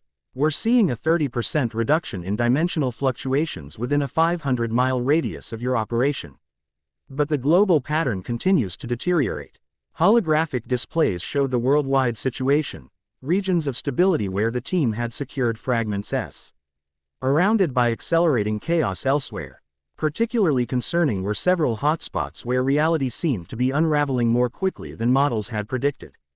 Those aren't natural acceleration points, Drive, Liang observed, highlighting 3 locations where purple energy signatures contaminated the dimensional fractures. Draken is deliberately destabilizing key nexus points to speed up the convergence. Forcing our hand, Kimberly concluded grimly. If the collapse accelerates, we have less time to locate the remaining fragments. Ben studied the global situation, the space fragment, still orbiting his wrist in stable containment while the transformation fragment remained integrated with the Omnitrix. Both pulsed in rhythm with each other, responding to the displayed dimensional data. Where's the next fragment likely to manifest? He asked, focusing on immediate priorities. Dr. Liang manipulated the display, overlaying the resonance patterns from the 2 secured fragments. Triangulation suggests the energy fragment will materialize here. She highlighted a point in the South Pacific, approximately 200 miles northeast of New Zealand. That's the location of the Aquadian outpost in my dimension, Kimberly noted with surprise. An underwater base established after our alliance with the Aquadian Rangers. Kevin groaned. Underwater. Great. Anyone pack scuba gear? Gwen rolled her eyes. I can create mana bubbles for breathing, and Ben has multiple aquatic transformations. And I have Ranger equipment designed for underwater operations, Kimberly added. The challenge will be the pressure at that depth. The outpost was built in a trench nearly a mile down. Max nodded, already formulating logistics. I'll have the plumbers, submersible carrier prepped for departure. We can launch from the Pacific base at dawn. He turned to Ben, his expression shifting to one of grandfatherly concern beneath the professional exterior. How are you holding up with the fragments? Any adverse effects? Ben instinctively touched the Omnitrix, which pulsed warmly in response. Nothing negative. If anything, they're becoming more stable as we collect more pieces. It's like they're meant to work together even when separated. Fascinating from an interdimensional physics perspective, came a new voice as Kai entered the command center, accompanied by several plumber archaeologists. She carried new artifacts that pulsed with the same golden energy as the fragments. These were discovered at a secondary dig site in Peru. They contain additional information about the golden Morphin core's purpose. Quote, she placed the artifacts, small crystalline tablets etched with the now familiar symbols, on the scanning platform. Holographic projections expanded from them, displaying complex diagrams that depicted 5 fragments arranged in specific configurations. According to these records, the core fragments don't just control dimensional boundaries, they represent fundamental aspects of universal law. Kai explained, professional focus overriding any personal tension as she briefly met Ben's eyes. Transformation, space, energy, time, and consciousness, together. They form the foundation of reality itself. Dr. Liang studied the projections with scientific enthusiasm. That aligns with theoretical models of dimensional formation. Each aspect represents a fundamental force that separates ordered reality from quantum chaos. Does it explain why Ben was able to synchronize with Kimberly's Ranger energy? Gwen asked, the question directed at both researchers. Kai and Dr. Liang exchanged glances, an unexpected moment of intellectual alignment between the archaeologist and physicist. The artifacts suggest the fragments seek compatible vessels, Kai explained. Beings are systems that already manipulate the aspect they represent. The Omnitrix fundamentally alters genetic structure, transformation on a cellular level, drive. Liang continued the thought. It's the perfect vessel for the transformation fragment. Similarly, Ranger technology manipulates energy through the Morphin grid, creating natural compatibility with any fragment. Ben considered this information, connecting it to his experience in the temple. That's why Draken wants the fragments. His corrupted Ranger powers would be compatible with all of them. And why he's particularly interested in the ones you've secured, Kimberly added grimly. With your Omnitrix enhanced connection making them more stable and accessible. The implications hung heavily in the air. Draken wouldn't stop pursuing them. Not when Ben represented both a source of fragments and a proven compatible vessel. Max recognized the mounting pressure on his grandson. You should all get some rest before the Pacific mission. We'll continue analyzing the new artifacts and preparing the submersible. The team gradually dispersed, Gwen and Kevin heading to the commissary drive. Liang remaining to continue her analysis with Kai and the archaeology team, Kimberly departing for the training facilities to maintain her Ranger disciplines. Ben found himself momentarily alone with his grandfather at the command console. The weight of multiple worlds' safety resting on his shoulders more tangibly than ever before. I know that look, Max observed quietly. Everything depends on me, look. Ben smiled ruefully. That obvious, only to someone who's watched you carry it since you were 10. Max placed a supportive hand on his shoulder. The difference is that now you're not doing it alone. You have a team, a good one. Ben glanced toward where Kimberly had exited, then at the remaining researchers. Yeah, I just hope I'm up to leading them through this. Leadership isn't about having all the answers. Max replied with the wisdom of experience. It's about bringing out the best in those around you, something you've always had a knack for, even when yazzy with alien pranks. This earned a genuine laugh from Ben. I seem to recall you gave as good as you got with those mystery meals. The moment of levity faded as Ben's expression grew serious once more. Draken isn't going to stop. And these fragments, they're more powerful than anything I've handled before. Even Alien X's abilities seem limited compared to reshaping reality itself. Max nodded, understanding the concern beneath the words. Power has always found its way to you, Ben. Not because you seek it, but because deep down, you understand its purpose, to protect, to serve, to heal. That's why the Omnitrix chose you all those years ago. And I suspect it's why these fragments are responding to you now. The plumber alarm system suddenly activated, alerts flashing across multiple screens. Max immediately shifted back to command mode, assessing the incoming data with practiced efficiency. Dimensional incursion detected in Sector 7, the University District. He expanded the alert details. Energy signature matches Draken's, but there's something different about the pattern. Ben was already moving toward the exit, the Omnitrix cycling through available transformations. I'll check it out. Could be a trap, but we can't ignore it. I'm sending Kimberly as backup, Max decided, activating the communication system. Her Ranger experience with Draken could be crucial. Ben nodded agreement, recognizing the tactical wisdom in having Ranger support against a Ranger-derived threat. Have Drive, Liang monitor the fragments, energy signatures remotely. If Draken has developed new technology to extract them, we need to know immediately. As he headed toward the deployment area, Ben found Kimberly already waiting, her expression indicating she'd received Max's alert. She'd changed into more casual attire, jeans and a pink jacket over a white tank top, but the Ranger morpher remained prominently on her wrist, ready for activation. University District, she confirmed as they headed toward the vehicle bay. Yeah, something about the energy signature seems off, according to Grandpa. Kimberly's expression turned thoughtful. Draken's tactically brilliant, if nothing else. A direct confrontation after his last failure would be out of character. Unless he's found something worth the risk, Ben suggested as they reached the specialized plumber motorcycle he often used for rapid deployment. The vehicle, originally designed by Kevin, combined alien technology with Earth engineering for exceptional speed and maneuverability. Kimberly eyed the single seat with a raised eyebrow. Planning to transform for transport. Unless you'd prefer to ride behind me, Ben replied with a hint of challenge in his tone. To his surprise, she shrugged and mounted the bike behind the driver's position. Efficiency over protocol. Let's move. Ben climbed on and activated the vehicle, its engine humming with power as the dimensional containment systems automatically adjusted to accommodate the space fragment still orbiting his wrist. Kimberly settled behind him, maintaining a professional distance while securing her position. They accelerated out of headquarters through the specialized exit tunnel, emerging onto the streets of the merged city. The night landscape provided a surreal backdrop to their journey, buildings from both Bellwood and Angel Grove coexisting in impossible proximity. Street signs displaying hybridized names, and citizens going about their evening activities as though nothing were amiss. They really don't notice, do they? Ben observed as they navigated through traffic. It's like their memories are adjusting to match the merged reality. Human consciousness naturally resists paradox, Kimberly replied, her voice close to his ear to be heard over the engine and wind. Rangers dealt with this phenomenon constantly, giant monster battles in downtown, and the next day people would rationalize it as everything from gas leaks to mass hallucinations.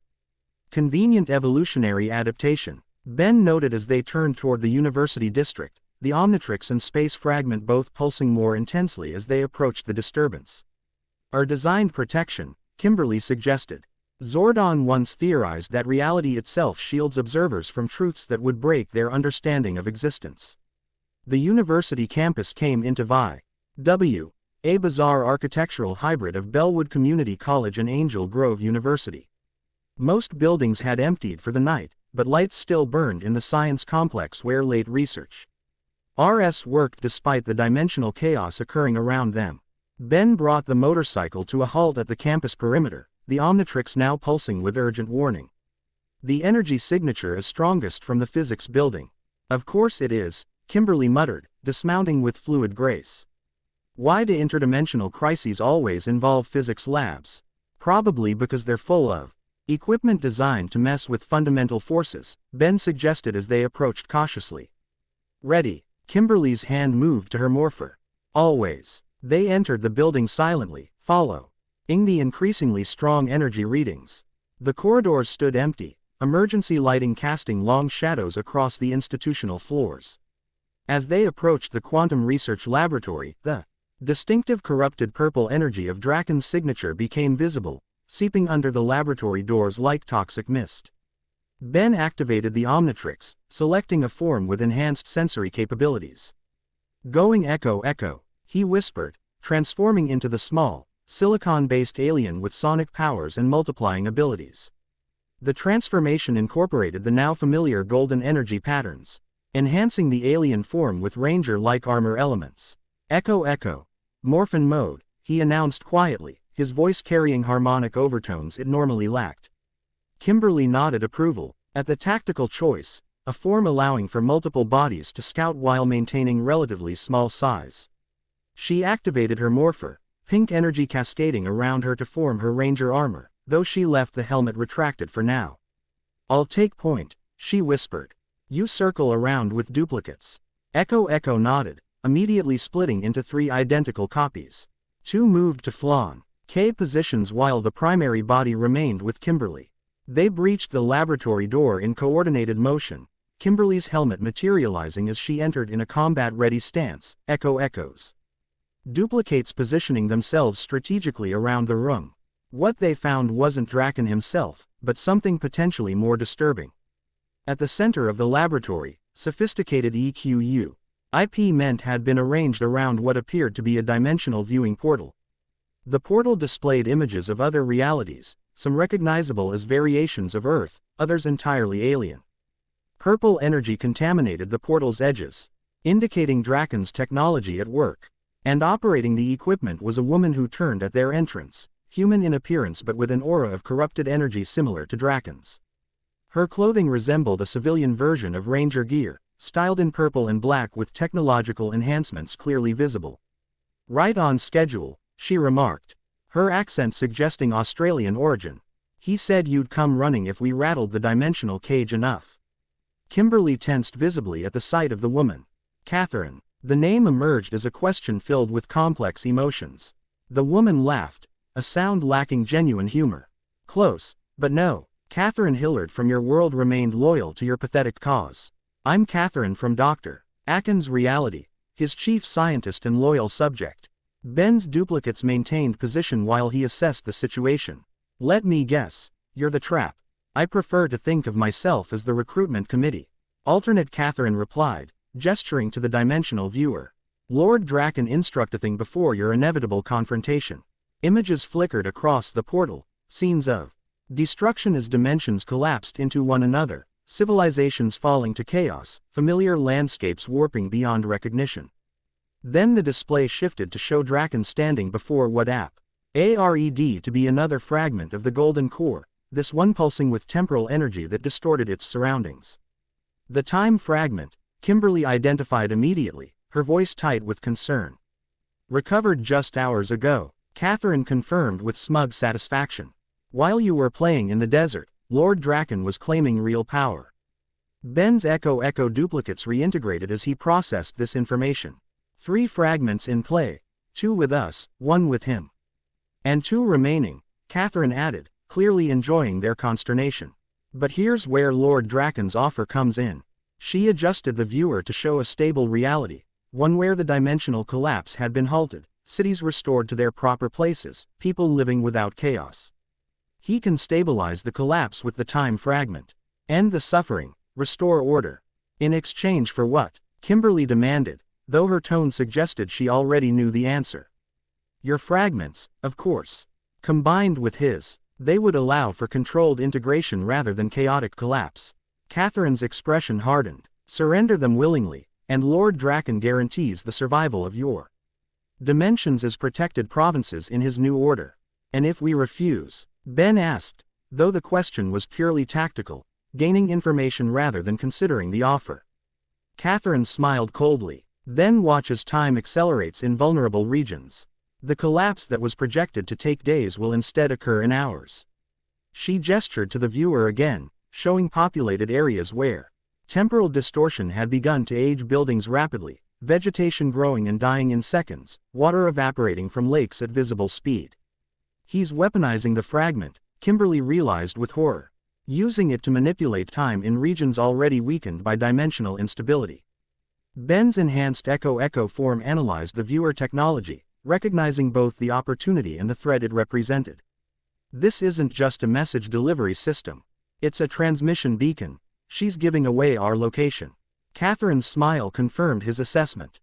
Very good. Lord Draken will be most impressed by your perception when he arrives to claim what's his. Moving with the enhanced speed of his Morphin mode transformation, Ben emitted a precisely modulated sonic attack that bled the dimensional viewer without destroying it completely.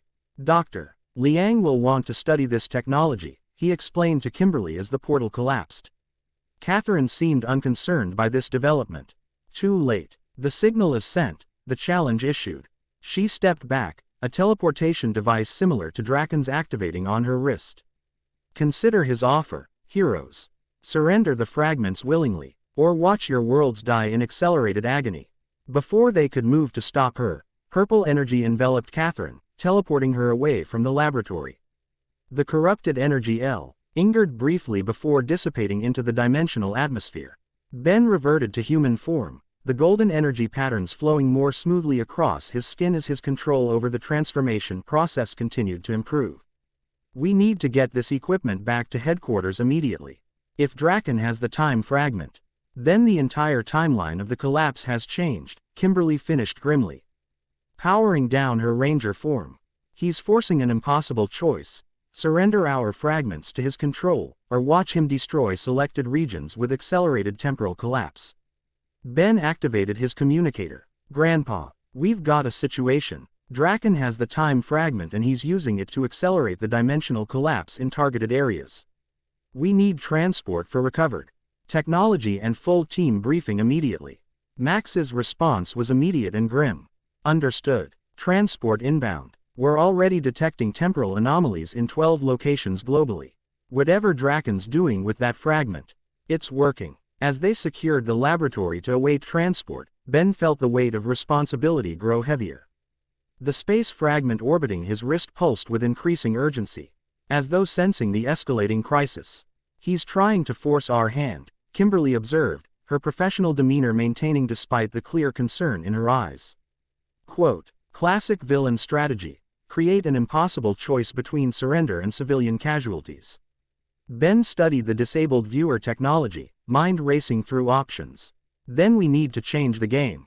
If he has time manipulation and we have space and transformation capabilities, we might be able to counter his acceleration effects in critical areas, Kimberly finished, following his thinking. Using the space fragment to reinforce dimensional boundaries against his temporal attacks. Ben nodded, determination replacing concern. Exactly, and we still need to secure the remaining fragments before he does. If Draken wants to accelerate the timeline, then we adapt. That's what the transformation fragment is all about.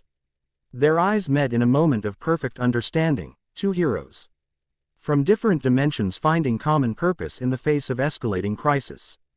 Despite the gravity of the situation, Ben felt something else emerging alongside the strategic alignment, a growing respect that might be developing into something more complex. Adaptation is what humans do best, Kimberly agreed, a hint of a smile breaking through her professional facade. Rangers, aliens, or otherwise. The plumber transport arrived outside, ending the moment as they returned to the immediate crisis at hand. As they loaded the recovered technology, both knew the conflict had entered a new phase. One where time itself had become weaponized, and the race for the remaining fragments had become exponentially more urgent. The collision of worlds was no longer merely accelerating. It was deliberately hastened by an enemy willing to sacrifice countless lives to achieve his vision of unified reality. Chapter 2 and Chapter 3, Legends Among Stars. The plumber spacecraft Resolute cut through the starlit void, its experimental null void drive generating a slipstream that bent conventional physics. Through the observation deck's transparent diamond composite viewport, distant stars streaked past in prismatic ribbons while dimensional fractures occasionally flashed across the cosmic canvas, wounds in reality visible even in the vacuum of space. Ben Tennyson stood motionless before this display of cosmic devastation, his reflection superimposed over the galactic panorama like a ghost haunting the stars. The space fragment orbited his wrist in a perfect elliptical pattern, its golden energy occasionally reaching out to touch the Omnitrix as if the two were engaged in silent conversation. The transformation fragment, now fully integrated with the device, pulsed in rhythm with Ben's heartbeat, a symbiosis growing more natural by the hour. Beautiful and terrifying simultaneously, came Drive Leong's voice as she joined him at the viewport, her scientific detachment unable to fully mask genuine awe. Dimensional collapse at a cosmic scale, theoretical physics made horrifyingly tangible. Ben nodded without shifting his gaze from the spectacle. Looks different from space. On Earth, its buildings and streets merging. Out here, you can see entire star systems phasing in and out of existence.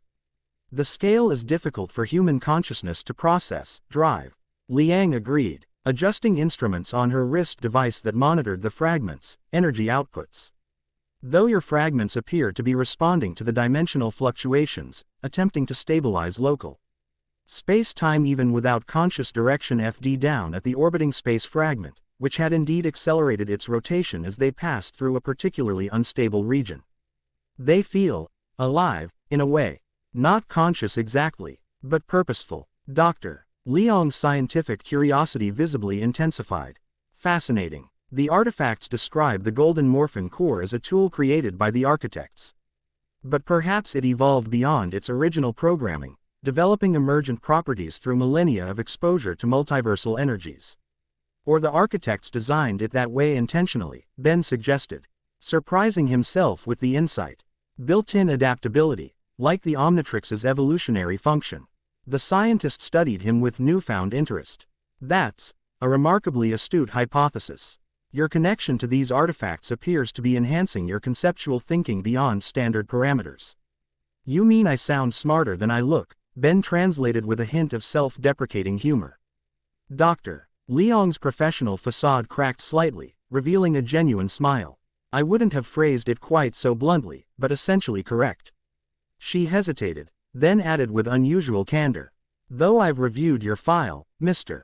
Tennyson, your cognitive testing has always indicated exceptional problem-solving capabilities, particularly under pressure. The disparity between your academic performance and crisis response suggests not limited intelligence but rather focused application. Are you saying I'm smart when it matters?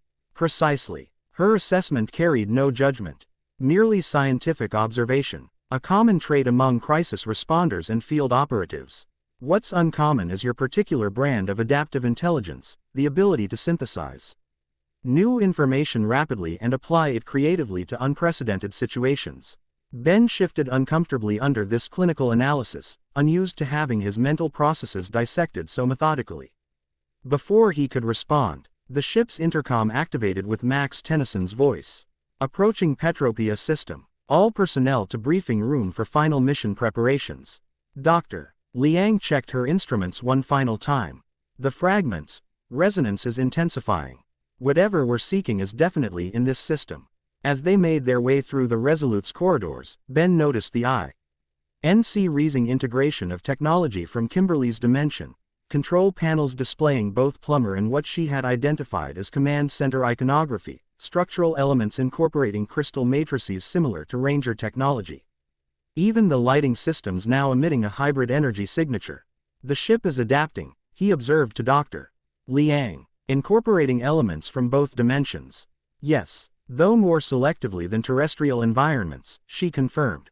Functional systems with compatible operational parameters are merging, while incompatible technologies remain distinct. She gestured to a nearby bulkhead where circuitry patterns visibly shifted between configurations. The process appears to be optimizing rather than simply combining, selecting superior aspects from each dimensional variant. Evolution rather than random mutation, Ben suggested, the terminology coming naturally through his connection to the fragments. Dr. Liang looked impressed despite herself. A perfect analogy. They arrived at the briefing room to find the rest of the team already assembled around the holographic display table. Kimberly stood studying tactical projections, her posture reflecting years of Ranger discipline even in casual attire. Gwen and Kevin sat together, his arm draped casually over her shoulder while she reviewed magical texts that might provide insight into the mystical aspects of their mission. Kai worked at a separate console, correlating archaeological data with Petrosapian cultural records. Max activated the central display as Ben and Dr. Liang joined them, revealing a three-dimensional model of Petropia, a crystalline world refracting starlight in prismatic patterns.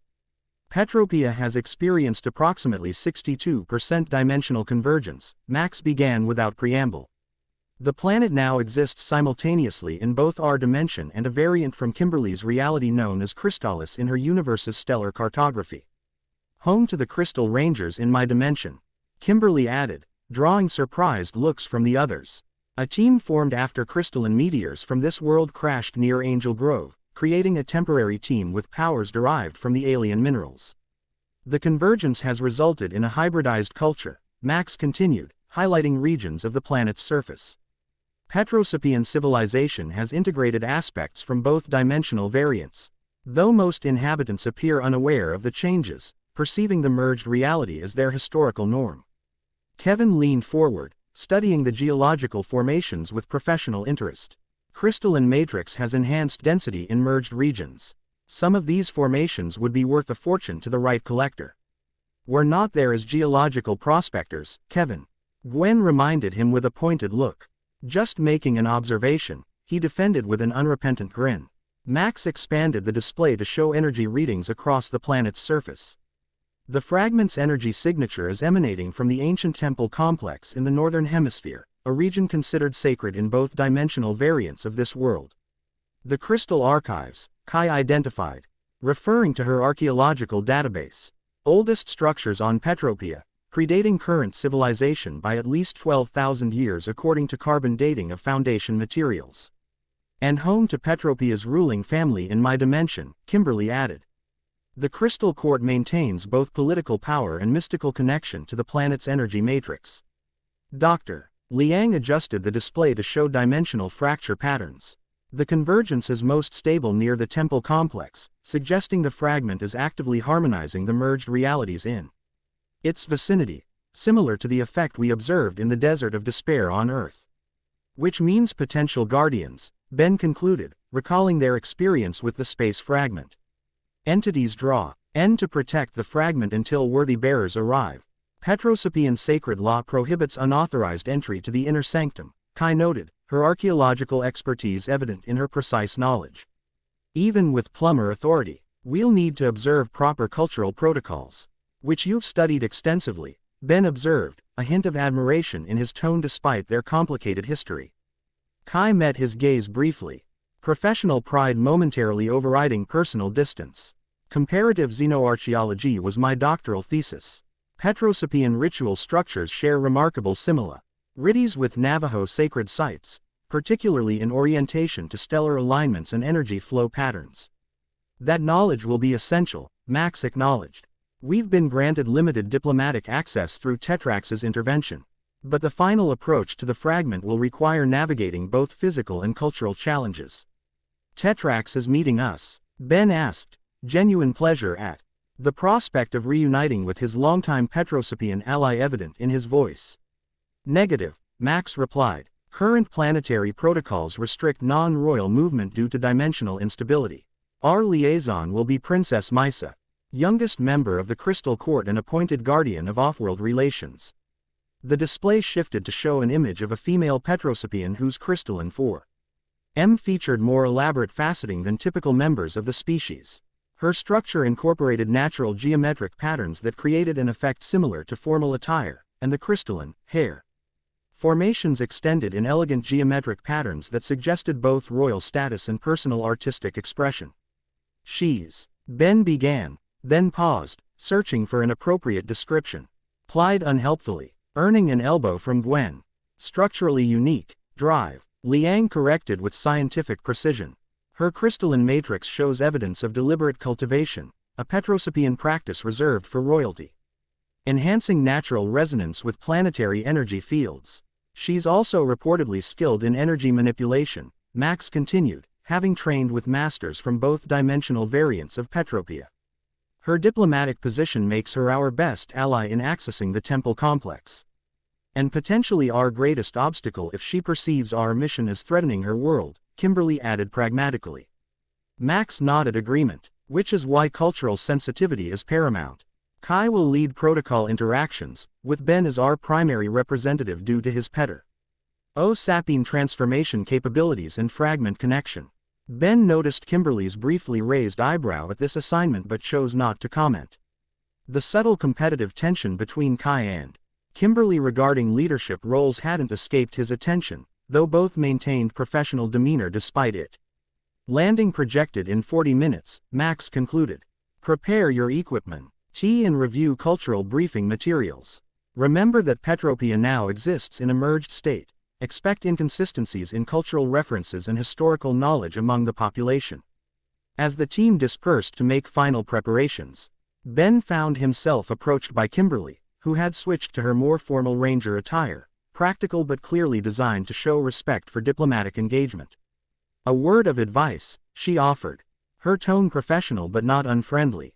"When I dealt with crystalline beings as a ranger, I found they respond better to energy resonance than verbal communication. If you transform into Diamond Head during our meeting, try to match your vibrational frequency to Princess Misa's as a sign of respect." Petrosapian harmonic alignment. Ben recognized the concept. Tetrax mentioned it once, though I never had occasion to try it. "It's similar to Ranger energy synchronization," Kimberly explained. "Focus on the core vibration of your crystalline form and gradually shift toward matching the other being's frequency. Too rapid adjustment reads as aggression, too slow as indifference." Ben appreciated both the tactical advice and the fact that Kimberly had offered it without undermining the mission structure Max had established. "Thanks. Any other Ranger wisdom for dealing with crystalline royalty?" A hint of amusement crossed her features. "Just nay. They're particularly sensitive to genuine emotion. Crystalline beings perceive emotional resonance as color variations in energy fields. Attempting to hide your true feelings usually comes across as dissonant static. So be honest but respectful," Ben summarized. "Exactly." Kimberly studied him for a moment, her expression shifting to something more personal. "You're getting better at balancing the fragments, energy. Your field is more stable than when we first met." "I had a good teacher," Ben acknowledged, surprising himself with the sincerity in his tone. Something flickered in Kimberly's eyes, a brief moment of connection beyond their professional alliance. Before she could respond, Kevin interrupted from across the preparation area. "Hey, lovebirds, equipment check needed over here." Ben felt unexpected heat rise to his face while Kimberly's expression immediately reverted to professional neutrality. They separated with awkward efficiency, moving to opposite sides of the preparation area without further comment. Gwen, observing the interaction while helping Kevin with equipment checks, gave her cousin a knowing look that Ben pointedly ignored. The mission complexity was challenging enough without adding interpersonal complications to the equation. Yet as he prepared his gear, Ben couldn't help noticing how both Kai and Kimberly moved through the preparation area with efficient grace, each occasionally glancing his way when they thought he wasn't looking. Even Drive, Liang seemed to be studying him with interest that extended beyond scientific curiosity about the fragments. The space fragment orbiting his wrist pulsed once, as if commenting on his awareness, and Ben had the distinct impression it was amused by his discomfort. The sensation was so unexpected that he nearly dropped the scanner he was calibrating. "Great," he muttered to himself. "Now the all-powerful cosmic artifacts are developing a sense of humor." The countdown to planetary arrival continued, and with it, the sense that this mission would test more than just their ability to retrieve a fragment. Personal dynamics, cultural diplomacy, and Ben's evolving connection to powers beyond his experience would all face trial by fire on the crystalline world ahead. Petropia's surface gleamed beneath triple suns, its crystalline landscapes refracting light in patterns that transformed ordinary vistas into living artwork. The Resolute settled onto a landing platform composed of perfectly aligned hexagonal crystal plates that hummed with resonant energy as they absorbed and distributed the ship's weight. Ben stood at the top of the exit ramp, taking in the breathtaking alienness of the landscape. Though he had visited Petropia before, the dimensional merger had transformed familiar terrain into something new. Crystal spires now incorporated architectural elements reminiscent of Ranger headquarters from Kimberly's descriptions, while ancient Petrosapian monuments now displayed hybrid symbology that merged cultural references from both realities. "Beautiful," Kai murmured beside him, archaeological appreciation evident in her voice. "The integration of dimensional variants has created entirely new cultural expressions rather than simply overlaying one reality on another. Adaptive convergence rather than dominance hierarchy." Drive, Liang agreed, her instruments recording the phenomenon, suggesting the fragments naturally seek harmony rather than conquest when reuniting dimensional variants. "Unlike Draken," Kimberly observed grimly, her ranger senses clear. "Why attuned to the subtle energy patterns flowing through the crystalline landscape? He wants to force reality to conform to his vision, not find natural balance." A delegation approached across the landing platform. Petrosapians in formal crystalline configurations that suggested ceremonial guards, surrounding a central figure whose more elaborate structure immediately identified her as Princess Misa. In person, Her crystalline form was even more striking than the holographic representation, each facet perfectly aligned to catch and redirect light in patterns that created an effect similar to constantly shifting formal attire.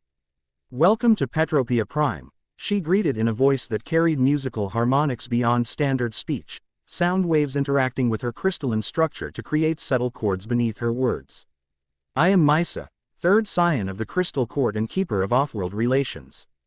Kai stepped forward, performing a precise sequence of gestures that Ben recognized. As traditional Petrosapian greeting protocol. "We thank the Crystal Court for granting audience.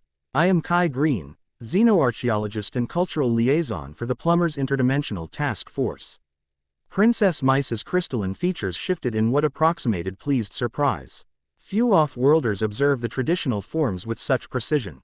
"The court acknowledges your respect for our ways." Her attention shifted to Ben, crystalline eyes studying him with particular interest. "And you must be Ben Tennyson, bearer of the Omnitrix and wielder of fragments from the Golden Harmony." Ben noted the terminology difference, Golden Harmony rather than Golden Morphin core, filing it away as potential cultural significance as he stepped forward. "I am. Thank you for allowing us to visit your world during this challenging time." Mysa's crystalline structure refracted light in patterns that suggested amused appreciation.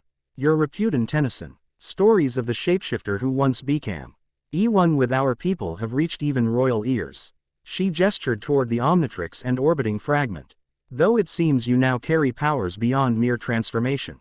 Taking Kimberly's advice, Ben activated the Omnitrix, selecting his Petrosapian form. "With your permission, Princess, I would address you in the form of your people as a sign of respect." Mysa nodded approval, her crystal line structure shifting to a more formal configuration. "Granted." The transformation enveloped Ben in green and gold light, his human form replaced by the crystalline structure of Diamond Head, though notably enhanced by his growing mastery of the fragment's energy. This version featured more refined crystalline patterning than his standard transformation, with golden energy flowing through geomet Rick channels reminiscent of Petrosapian royal designs. "Diamond Head, Harmony Mode," he announced, the name adaptation coming instinctively in response to local terminology. Mysa's reaction was immediate, her crystalline structure vibrating with what appeared to be astonishment as she observed his enhanced form. "Extraordinary. You carry the resonance of both worlds in your crystalline matrix."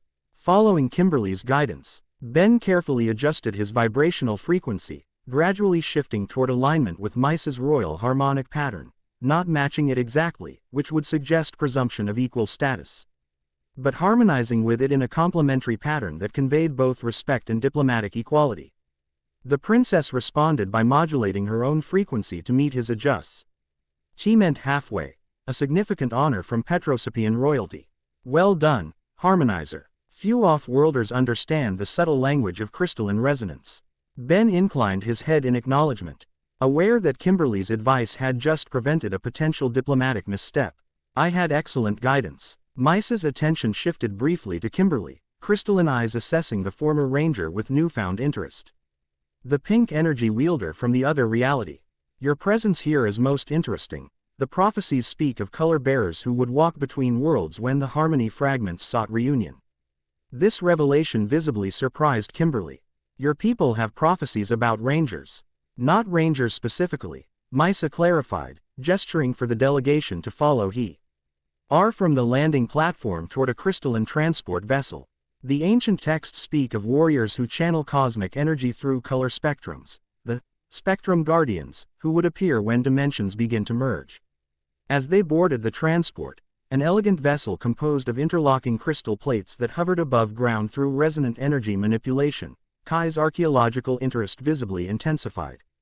"Princess, these texts you mention, would they be housed in the crystal archives within the temple complex?" she asked, clearly connecting cultural dots with practiced expertise.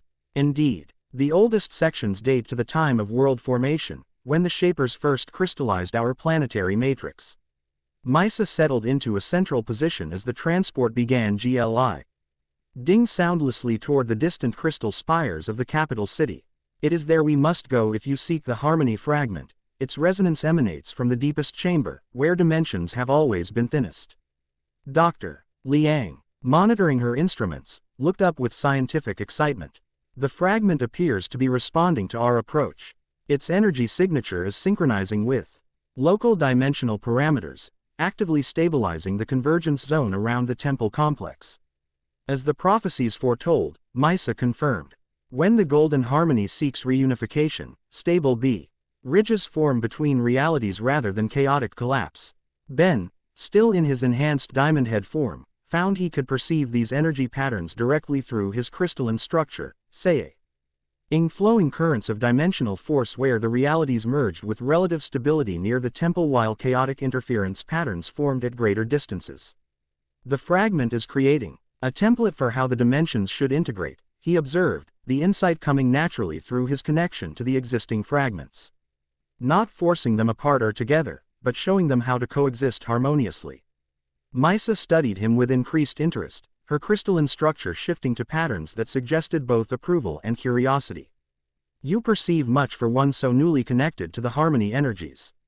The fragments appear to enhance natural capabilities, drive. Liang explained, her scientific detachment giving way to evident excitement as she recorded the interaction. Ben's adaptive intelligence and the Omnitrix's transformation capabilities create unique synergy with the fragments' fundamental properties. The princess nodded understanding. The Shaper's Day ignited the harmony to seek worthy vessels, beings capable of wielding cosmic forces with wisdom rather than conquest. Her crystalline gaze shifted momentarily toward the distant horizon, where Dimensio null fractures were visible even through Petropia's atmosphere. Though it seems not all seekers share such noble purpose. You know about Draken, Kimberly stated rather than asked, her expression hardening at the mention of their adversary. We have felt the corrupted resonance attempting to access our world, Misa confirmed grimly. 3 cycles passed, dimensional breaches occurred at 7s. Acred sites simultaneously, precise strikes seeking to destabilize our world's crystalline matrix. Royal harmonizers repelled the incursions, but not before the invaders extracted data regarding our temple layout. He's mapping fragment locations across dimensions, Gwen realized. Using the time fragment to coordinate simultaneous attacks. Which means he could already be ahead of us in locating the remaining fragments. Kevin added, voicing the concern everyone felt. The transport vessel crested a final ridge, revealing the capital city in its full splendor, a metropolis of crystal spires and geometric structures that somehow managed to appear both precisely engineered and organically grown. At its center stood the temple complex, an ancient structure predating surrounding buildings by millennia. Its architecture incorporating elements that Ben recognized from both his previous visit to Petropia and designs Kimberly had described from her Dimensions Command Center. The Crystal Archives, Kai breathed, archaeological reverence evident in her voice. The oldest continuously maintained repository of knowledge in 3 galaxies. And home to the Harmony Chamber where fragment and prophecy converge. Misa added as their transport began its descent toward an elaborate landing platform extending from the temple's mid-levels. Though I must warn you, the final approach to the fragment will require trials of worthiness. The Shapers designed protections that even royal authority cannot circumvent. Ben exchanged glances with Kimberly, both recognizing the familiar pattern own their experience with the space fragment. What kind of trials? He asked, though he suspected he already knew the answer. Misa's crystalline features shifted to a more solemn configuration. Each seeker must face challenges reflecting their deepest nature, tests of character rather than merely power or intelligence. Her gaze lingered on Ben's enhanced diamond head form. For a bearer of multiple fragments, the trials may be particularly illuminating. The implied warning hung in the air as their transport settled onto the temple landing platform. Ben reverted to human form, the transfo. Machine releasing with controlled precision that reflected his growing mastery of the fragment's energy. The space fragment continued its orbit around his wrist, now pulsing in rhythm with energy aiding from deep within the temple structure. We're ready, he stated with Quing for the team. Whatever tests await, we'll face them together. Misa studied him thoughtfully, crystalline eyes seeming to peer beyond physical appearance to something deeper. Together yet alone, bearer of fragments. The path to harmony often separates before it unites. With that cryptic statement, she led them the transport toward the ancient temple entrance, where crystal guardians stood in silent vigilance before doors etched with symbols that matched those on Kai's artifacts, the language of the architects. Spanning dimensions and millennia, the hunt for the third fragment had begun, and with it, trials that would test not just their worthiness but the evolving connections forming between dimensional travelers united by cosmic purpose. The crystal archives stretched impossibly far beneath Petropia's surface, level upon level of knowledge repositories storing everything from crystalline automatrices to ancient tablets inscribed with the earliest recorded history of the planet. The team followed Princess Mysa through corridors that transitioned from modern crystalline architecture to increasingly ancient structures. The walls themselves becoming rougher and more naturalistic as they descended. These lower levels predate current Petrosopian civilization by at least 8,000 years. Kai explained as they passed chambers filled with artifacts that would have made any xenoarchaeologist weep with joy. The construction techniques suggest knowledge beyond what even modern crystal shapers possess. The work of the shapers themselves, Mysa confirmed, her crystalline hand tracing reverent patterns across wall inscriptions that pulsed with faint energy at her touch. Bine, GS who existed when dimensions were still forming, who gave structure to primordial crystal and purpose to planetary consciousness. Dr. Liang maintained professional skepticism despite the awe-inspiring surroundings. Mythology often anthropomorphizes natural evolutionary processes, particularly when civilizations lack scientific framework to explain planetary formation. Rather than taking offense, Mysa's crystalline features shifted in what approximated amused tolerance. Science and sacred knowledge need not stand opposed, energy measurer. The Shaper's existence is documented in consist. NT record across 17 star systems, beings who wielded fundamental forces through conscious intention rather than technological intermediaries. Like celestial sapiens, Ben suggested, drawing on his own cosmic experience. Entities that exist partially outside conventional dimensional parameters, able to manipulate reality directly. Mysa inclined her head in agreement, crystalline structure. Refracting light to create momentary patterns of approval. A fitting comparison. Your species encounters such beings rarely enough to dismiss them as myth, yet frequently enough to record their interventions in cosmic history. They continued deeper, passing through security checkpoints where crystalline guardians verified Princess Mysa's royal resonance pattern before allowing passage. The architecture transitioned again, now revealing construction that incorporated elements Ben recognized from multiple planets, suggesting either interstellar collaboration or builders with knowledge transcending single worlds. The symbols are changing, Kimberly observed, pointing to wall inscriptions that now incorporated imagery resembling the Morphin grid's distinctive patterns. These match Zordo's oldest archives, designs supposedly dating to the formation of the grid itself. The Golden Harmony and your Morphin grid share origin in the Shaper's work, Mysa explained. Different expressions of the same fundamental forces, separated by dimensional boundaries but united in underlying purpose. Kevin, who had remained uncharacteristically quiet during their descent, suddenly spoke up. Anyone else notice we're being watched? The observation instantly heightened everyone's awareness. Ben subtly checked the Omnitrix, which pulsed with steady energy but showed no alert status. Kimberly's hand moved closer to her morpher while Gwen's fingers twitched in preparation for manifesting mana shields.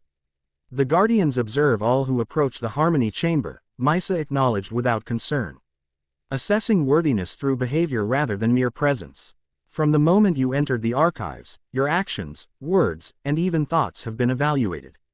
Thoughts? Gwen questioned sharply. The Guardians are telepathic, not precisely, Mysa clarified.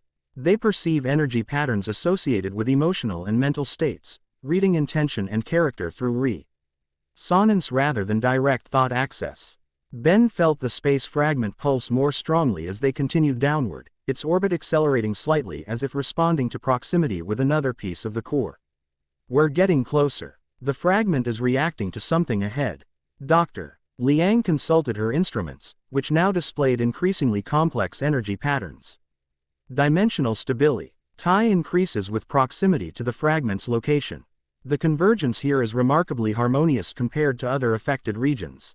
Because this fragment represents energy, Kai theorized, NNECTING archaeological knowledge with current observations. If space stabilizes physical boundaries and transformation enables adaptation between states, then energy would naturally govern the flow of power between dimensional variants. A sound hypothesis, Misa agreed as they approached a final set of doors that dwarfed all previous entrances, massive crystal portals inscribed with symbols th. At pulsed with golden light similar to the fragments. We have arrived at the Harmony Chamber.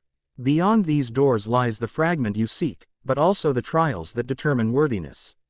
The Princess placed her crystalline hand on a recognition panel beside the doors, causing ancient mechanisms to activate. The massive portals began to separate with surprising silence for their size, revealing a vast chamber beyond. I can accompany you no further, Misa announced, stepping back from the threshold. From this point, seekers must proceed alone, guided only by the fragments already in their possession and their own inner harmony. Quote, Ben stepped forward, the Omnitrix and space fragment both pulsing more intensely as he approached the chamber entrance. What exactly should we expect inside? Misa's crystalline features shifted to an expression of solemn warning. The chamber reconfigures itself for each seeker, presenting challenges specific to their nature. What you perceive may differ from what your companions experience. Her gaze focused particularly on Ben. For bearers of multiple fragments, the trials often reveal connections between dimensional aspects previously hidden, truths about the nature of reality and one's place within it. Comforting, Kevin muttered, absorbing metal from a nearby fixture to armor himself in preparation. Kimberly moved to stand beside Ben. Her ranger instincts clearly alert to potential threats. We should establish a communication protocol in case we become separated inside.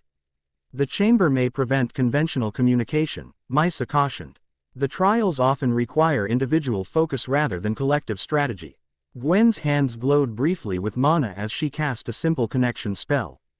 This should maintain at least emotional awareness between us, not detailed communication, but enough to sense if someone is in genuine danger. Ben nodded appreciation for the precaution before turning to face the chamber entrance with resolute determination. Together as far as possible, then.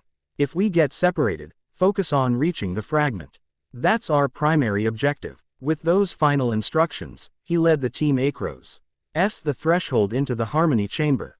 The massive doors sealed behind them with resonant finality, leaving Princess Misa alone in the corridor, her crystalline features configured in an expression that might have been concern, see both.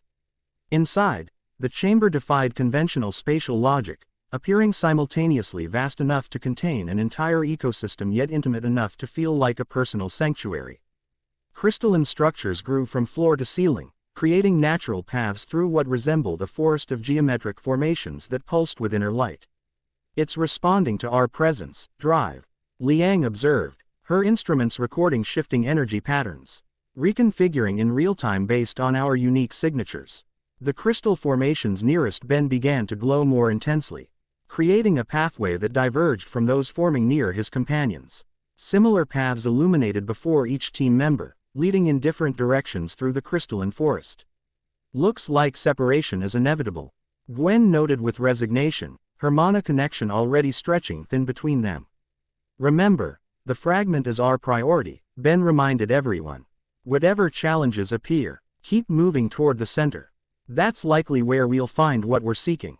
With reluctant nods, the team began following their individual paths as the crystal formations shifted to prevent any deviation from the designated routes. Within moments, energy barriers formed between them, and Ben found himself alone on a path that pulsed with golden light matching the fragments he carried. The crystalline forest around him transformed as he walked, formations restructuring into scenes from his past, moments when he had faced critical choices or discovered new aspects of his powers. He recognized the reflective technique from previous trials, challenges designed to test character through memory and self-awareness rather than physical combat. Predictable, he commented to the chamber itself, suspecting some level of consciousness in its design, showing me my past to make me question my worthiness.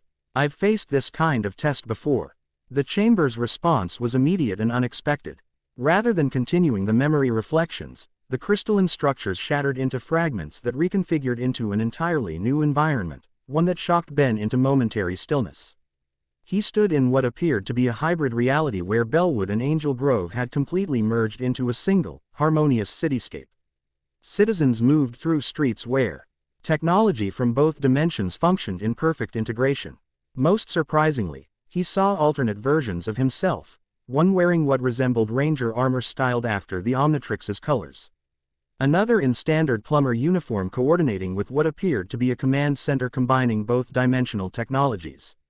"What is this?" he questioned, moving cautiously through the vision. "Potential," came a voice that seemed to emanate from the crystalline structures themselves. One possible outcome of dimensional reunification under balanced guidance. Ben recognized the test no.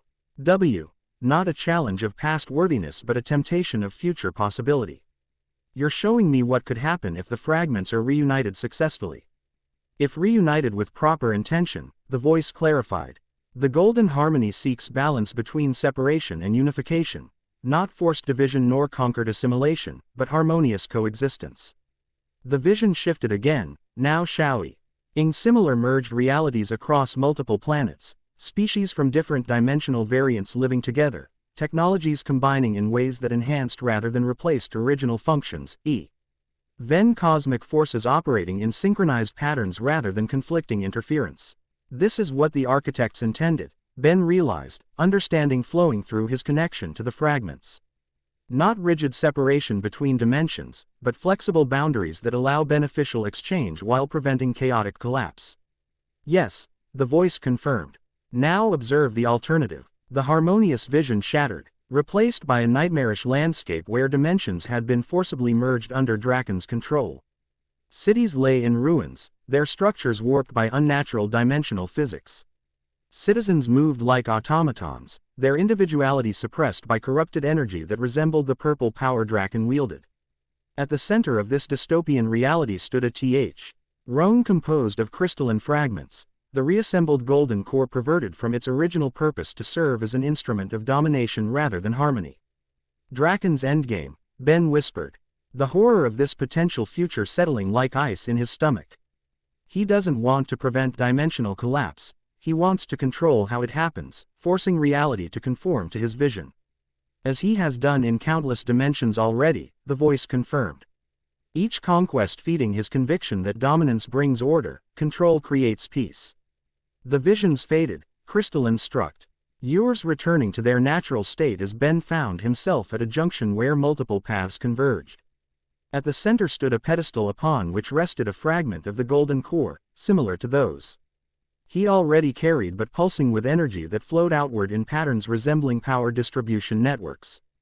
Before he could approach, the crystalline structures shifted once more, and suddenly he was not alone. His teammates appeared simultaneously from their respective paths, each looking slightly disoriented as if awakening from intense dreams. "Did everyone else just get a guided tour of alternate futures?" Kevin asked. His metal armor retracted but expression guarded. "Personal trials first, then shared vision," Kimberly confirmed, her posture suggesting she had faced challenging revelations during her individual journey. "The chamber tested us individually before showing the potential outcomes." Gwen's expression was troubled as she studied the fragment on the pedestal. The vision of Draken's future was disturbingly detailed, almost as if the chamber has witnessed it happening in other dimensional variants. "It has," came Princess Mice's voice as her crystalline form materialized beside the pedestal. "Or rather, the Guardians have observed similar patterns across multiple dimensional clusters. Draken's conquest strategy repeats with remarkable consistency when left unchallenged." "You can enter the chamber." Dr. Liang questioned, scientific curiosity overriding her evident discomfort from whatever personal trial she had faced. "As Royal Guardian, I am permitted to witness the final judgment," Misa explained, her crystalline structure now incorporating ceremonial patterns that emphasized her official role. "The trials have been completed. Each of YOU has been measured against the harmony's requirements." Her gaze moved to each team member in turn, crystalline eyes assessing them with ancient wisdom beyond her apparent age. "Gwendolyn Tennyson, your command of mana energies and commitment to balanced application has been found worthy. Kevin Levin, your journey from destructive absorption to constructive adaptation reflects the harmony's core principle of transformation through adversity." Kevin looked genuinely surprised at being judged worthy, while Gwen simply nodded acceptance of the assessment. Misa continued, Drive. Veronica Liang, your scientific pursuit tempered by ethical consideration demonstrates necessary balance between knowledge and wisdom. Kimberly Hart, your lifetime of service channeling grid energies with compassion. 8 Purpose fulfills the Spectrum Guardian prophecy. When her gaze turned to Kai, something subtle shifted in the princess's crystalline structure, a pattern suggesting deeper evaluation. Kai Green, your understanding of cultural patterns across dimensional boundaries provides crucial context for the harmony's purpose. Your connection to Earth's indigenous knowledge systems parallels Petrosapian sacred traditions in ways that transcend coincidental evolution.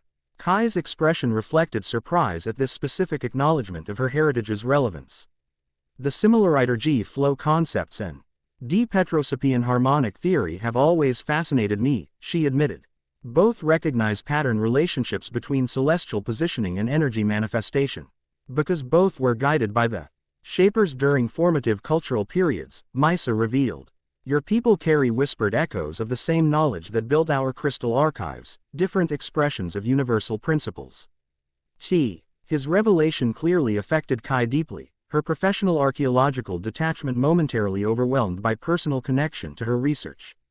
Her gaze met Ben's briefly, a flash of shared understanding passing between them, the recognition that her lifelong scholarly pursuit had just been validated in ways she could never have anticipated. Finally, Misa turned to Ben, her crystalline structure shifting to its most formal configuration. Ben Tennyson, bearer of fragments, your trial was most complex, as befits one who already carries multiple aspects of the harmony. Your ability to perceive potential futures without being seduced by power demonstrates the discernment required of a true harmonizer. She gestured toward the pedestal where the energy fragment pulsed with increasing brightness. As if recognizing its kindred aspects in the fragments Ben already carried. The energy fragment acknowledges your worthiness, but cautions that its power brings heightened responsibility. While transformation enables adaptation and space maintains boundaries, energy provides the force that either sustains or destroys. Its nature amplifies intention, magnifying both creation and devastation. Ben approached the pedestal slowly, the space fragment orbiting his wrist accelerating in anticipation while the transformation fragment integrated with the Omnitrix pulsed in welcoming recognition. I understand, he responded, his voice carrying quiet determination. Each fragment increases both capability and responsibility. As his hand extended toward the energy fragment, the crystal-lined chamber suddenly vibrated with warning resonance. Misa's form stiffened in alert response, her structure shifting to defensive configuration. Perimeter breach detected, she announced, royal authority evident in her commanding tone. Corrupted harmonic signatures attempting to access the sacred vault levels. Kimberly's expression hardened with immediate recognition. Draken, he tracked us here. The chamber's crystalline structures reconfigured rapidly, creating viewing portals that displayed security feeds from throughout the archives. Multiple breach points showed identical attacks. Humanoid figures in corrupted ranger-like armor using dimensional cutting tools to bypass crystalline security barriers. Tyrannodrones, Kimberly identified grimly. Draken's foot soldiers, enhanced with corrupted grid energy. They're establishing multiple entry points to divide defensive resources. Misa's crystalline hands formed complex geometric patterns that activated communication systems built into the chamber walls. Royal Guard alert. Sacred Vault incursion in progress. Implement Protocol Shaper's shield. She turned to the team with urgent authority. You must secure the fragment immediately. Once claimed by a worthy bearer, it cannot be forcibly taken, only surrendered willingly. Ben needed no further prompting. He reached for the energy fragment, which rose from its pedestal to meet his touch. Unlike the chaotic absorption of the first fragment or the orbiting partnership of the second, this interaction manifested differently, the energy fragment elongating into a STA-FF-like configuration that remained connected to Ben through a stream of golden energy flowing between it and the Omnitrix. It's establishing a directed connection rather than physical integration. Drive. Liang observed, instruments recording the process despite the crisis unfolding around them. Channeling rather than merging. The fragment completed its transformation into a crystalline staff approximately 4 feet long. Inscribed with symbols matching those on the chamber walls. Golden energy coursed through the staff in patterns that synchronized with both the Omnitrix and the orbiting space fragment, creating a triangular energy circuit between the three components. The Harmony staff, Misa identified with reverent recognition. Ancient texts speak of its manifestation when energy, space, and transformation align under worthy guidance. Ben felt the staff's power integrating with his awareness, not overwhelming his consciousness but enhancing it, providing intuitive understanding of energy manipulation beyond anything the Omnitrix alone had ever granted him. With instinctive precision, he directed a pulse of energy through the staff toward one of the viewing portals, NTLY, establishing a real-time dimensional assessment of the attacker's positions and capabilities. 14 entry points, coordinated assault pattern, he reported with tactical clarity that surprised even himself. They're converging on the vault level from multiple angles, using dimensional phasing to bypass conventional defenses. Misa's crystalline features registered alarm. The archives. Most sacred knowledge could be corrupted or destroyed if they breach containment protocols. Then we stop them, Ben stated with quiet determination, the staff pulsing in agreement as he activated the Omnitrix. Time to show Draken what three fragments working in harmony can do. The transformation sequence encompassed him in golden green light, but this time with unprecedented control and specificity. Rather than selecting a single alien form, Ben intuitively accessed a new capability, harmonic fusion between multiple transformation options, channeled through the energy fragment's amplification. Heat Blast. Harmony Mode. The transformation completed to reveal a form that combined pyronite thermal capabilities with crystalline structural elements reminiscent of both Diamond Head and Petrosapian architecture. Golden energy flowed through volcanic rock formations, creating a hybrid being capable of manipulating both fire and crystalline structures simultaneously. The staff had integrated into this form, becoming a central conduit through which these combined powers could be directed with precision. Incredible. Drive. Liang whispered, her scientific objectivity momentarily overwhelmed by the sheer impressiveness of the transformation. Kevin had already rearmored himself with available crystal, while Gwen's hands glowed with mana shields ready for deployment.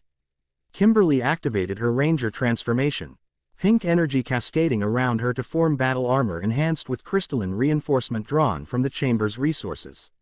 The archives must be protected at all costs, Misa declared, her own crystalline structure reconfiguring into more combat-oriented geometries. Not just for Petropia, but for all dimensions. Knowledge contained here explains the harmony's original purpose, secrets Draken must never obtain. Ben nodded understanding, the tactical capabilities of his enhanced form already mapping optimal defense strategies. Gwen, Kevin, secure the main approach corridor.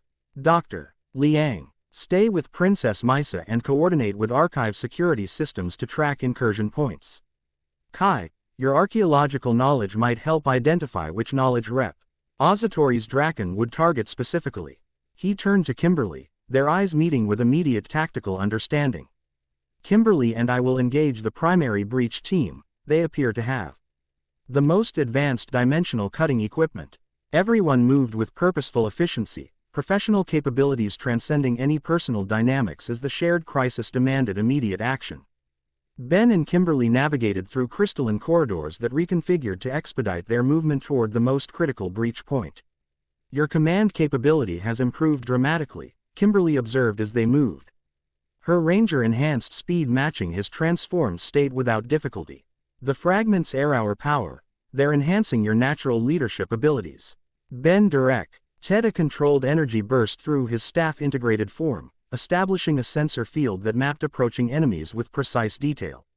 It feels like having access to strategic processing I didn't know I possessed. Similar to when the Omnitrix occasionally uploads specialized knowledge for specific alien forms, but more integrated. The Rangers experienced something similar through deeper grid connections. Kimberly confirmed as they approached the breach zone. Enhanced capabilities building on natural potential rather than overriding it. They arrived at an intersection Re-crystalline walls showed evidence of dimensional cutting, edges that didn't simply break but rather phased partially out of conventional reality. Through the forming breach stepped three Tyrannodron's humanoid figures in corrupted armor that resembled twisted versions of Ranger technology, their movements precise and coordinated despite their monstrous appearance. Primary targets acquired, N. Announced the lead drone in mechanical tones. Fragment bearer identified. Priority override. Capture rather than eliminate. Draken wants me alive, Ben observed grimly. Probably needs a willing Sue. Render of the fragments rather than trying to take them by force. Which he'll never get, Kimberly stated with absolute certainty, her ranger weapons materializing, energy bow in one hand, blade in the other. These drones are stronger than they look. Their armor incorporates corrupted grid energy that can disrupt conventional attacks. Ben nodded, the tactical knowledge from his enhanced form already processing this information. Then we'll use unconventional methods. He channeled energy through his heat blast harmony form, golden fire coalescing around his hands as he simultaneously manipulated the crystalline structures of the corridor itself. With precise calculation, he superheated specific points in the surrounding crystal, then rapidly cooled them, causing structural reconfiguration that trapped 2 of the drones in crystalline formations while leaving the leader mobile. Kimberly immediately engaged the remaining drone, her ranger combat experience evident in how she anticipated and countered its enhanced movements. Her energy blade sliced through weak points in the corrupted armor while her bow fired precisely targeted shots that disrupted its coordination systems. Its armor is adapting, she warned as the drone reconfigured its defenses to counter her attack pattern. Draken has upgraded them since our last encounter. Ben redirected his attention to the evolving threat, analyzing the adaptive capabilities with his enhanced perception. The corruption pattern resembles dimensional fracture energy, it's using the same instability affecting reality to enhance its defensive capabilities. Inspiration struck as he made the connection. Drawing on the space fragment's properties through his integrated staff form, Ben projected a localized stabilization field around the drone, forcing its armor to maintain consistent dimensional properties rather than shifting between states. Now, he called to Kimberly, who immediately recognized the tactical opportunity. Her energy blade struck with perfect precision at the now stabilized weak point, severing the corruption conduit that powered the drone's enhanced capabilities. It collapsed into component parts, the purple energy dissipating as its connection to Draken's power source terminated. Effective teamwork, Kimberly acknowledged with professional appreciation. Your fragment integration is creating entirely new tactical options. Before Ben could respond, his communication system activated with Gwen's urgent voice. Ben, we've got a situation at the main vault entrance. Draken himself just arrived. He's leading a direct assault on the primary knowledge repository. What about the other breach points? Ben questioned, already moving with Kimberly toward the reported location. Distractions, came Kai's voice. Background sound suggesting she was moving through reference archives at rapid pace. I've identified his likely target, the Architect Codex containing original schematics for the Golden Harmony's construction. If he obtains that knowledge, he could potentially corrupt the fragments, fundamental programming. The implications were immediately clear to everyone. Ben and Kimberly accelerated their pace, navigating through corridors where crystalline structures reconfigured to expedite their movement toward the primary vault. They arrived to find a scene of controlled CHAOS. Royal guards engaged with Tyrannodrones while Gwen's mana shields protected archive scholars evacuating critical knowledge crystals. Kevin fought in metal crystalline hybrid form against Elite NES whose corrupted armor featured more advanced capabilities than those they had just defeated. And at the center of the conflict stood Draken himself, corrupted armor enhanced with temporal manipu. Lashin technology clearly derived from the time fragment he had obtained. His helmet was retracted, revealing the face of a man who might once have been a hero before ambition corrupted his purpose, Faye. A tour similar to the Tommy Oliver that Kimberly had described, but hardened by conquest and twisted by power. He held a struggling Princess Misa by her crystalline throat, her royal structure Partia. LLY corrupted by purple energy spreading from his grasp. Ah, the fragment bearer arrives, Draken observed with cold satisfaction. Right on schedule, as temporal manipulation makes punctuality so much easier to ensure. Ben's enhanced form assessed the situation with strategic clarity, noting both immediate threats and environmental factors that might provide tactical advantage. Release her, Draken. Your quarrel is with me, not Petropia's leadership. My quarrel is with inefficient reality management, Draken corrected with the calm certainty of absolute conviction. Princess Misa C. MPLY made the mistake of standing between me and critical information. He applied additional pressure, causing corruption to spread further through her crystalline form. Though I'm willing to negotiate her release in exchange for cooperation. Kimberly stepped forward, ranger weapons ready but restrained given the hostage situation.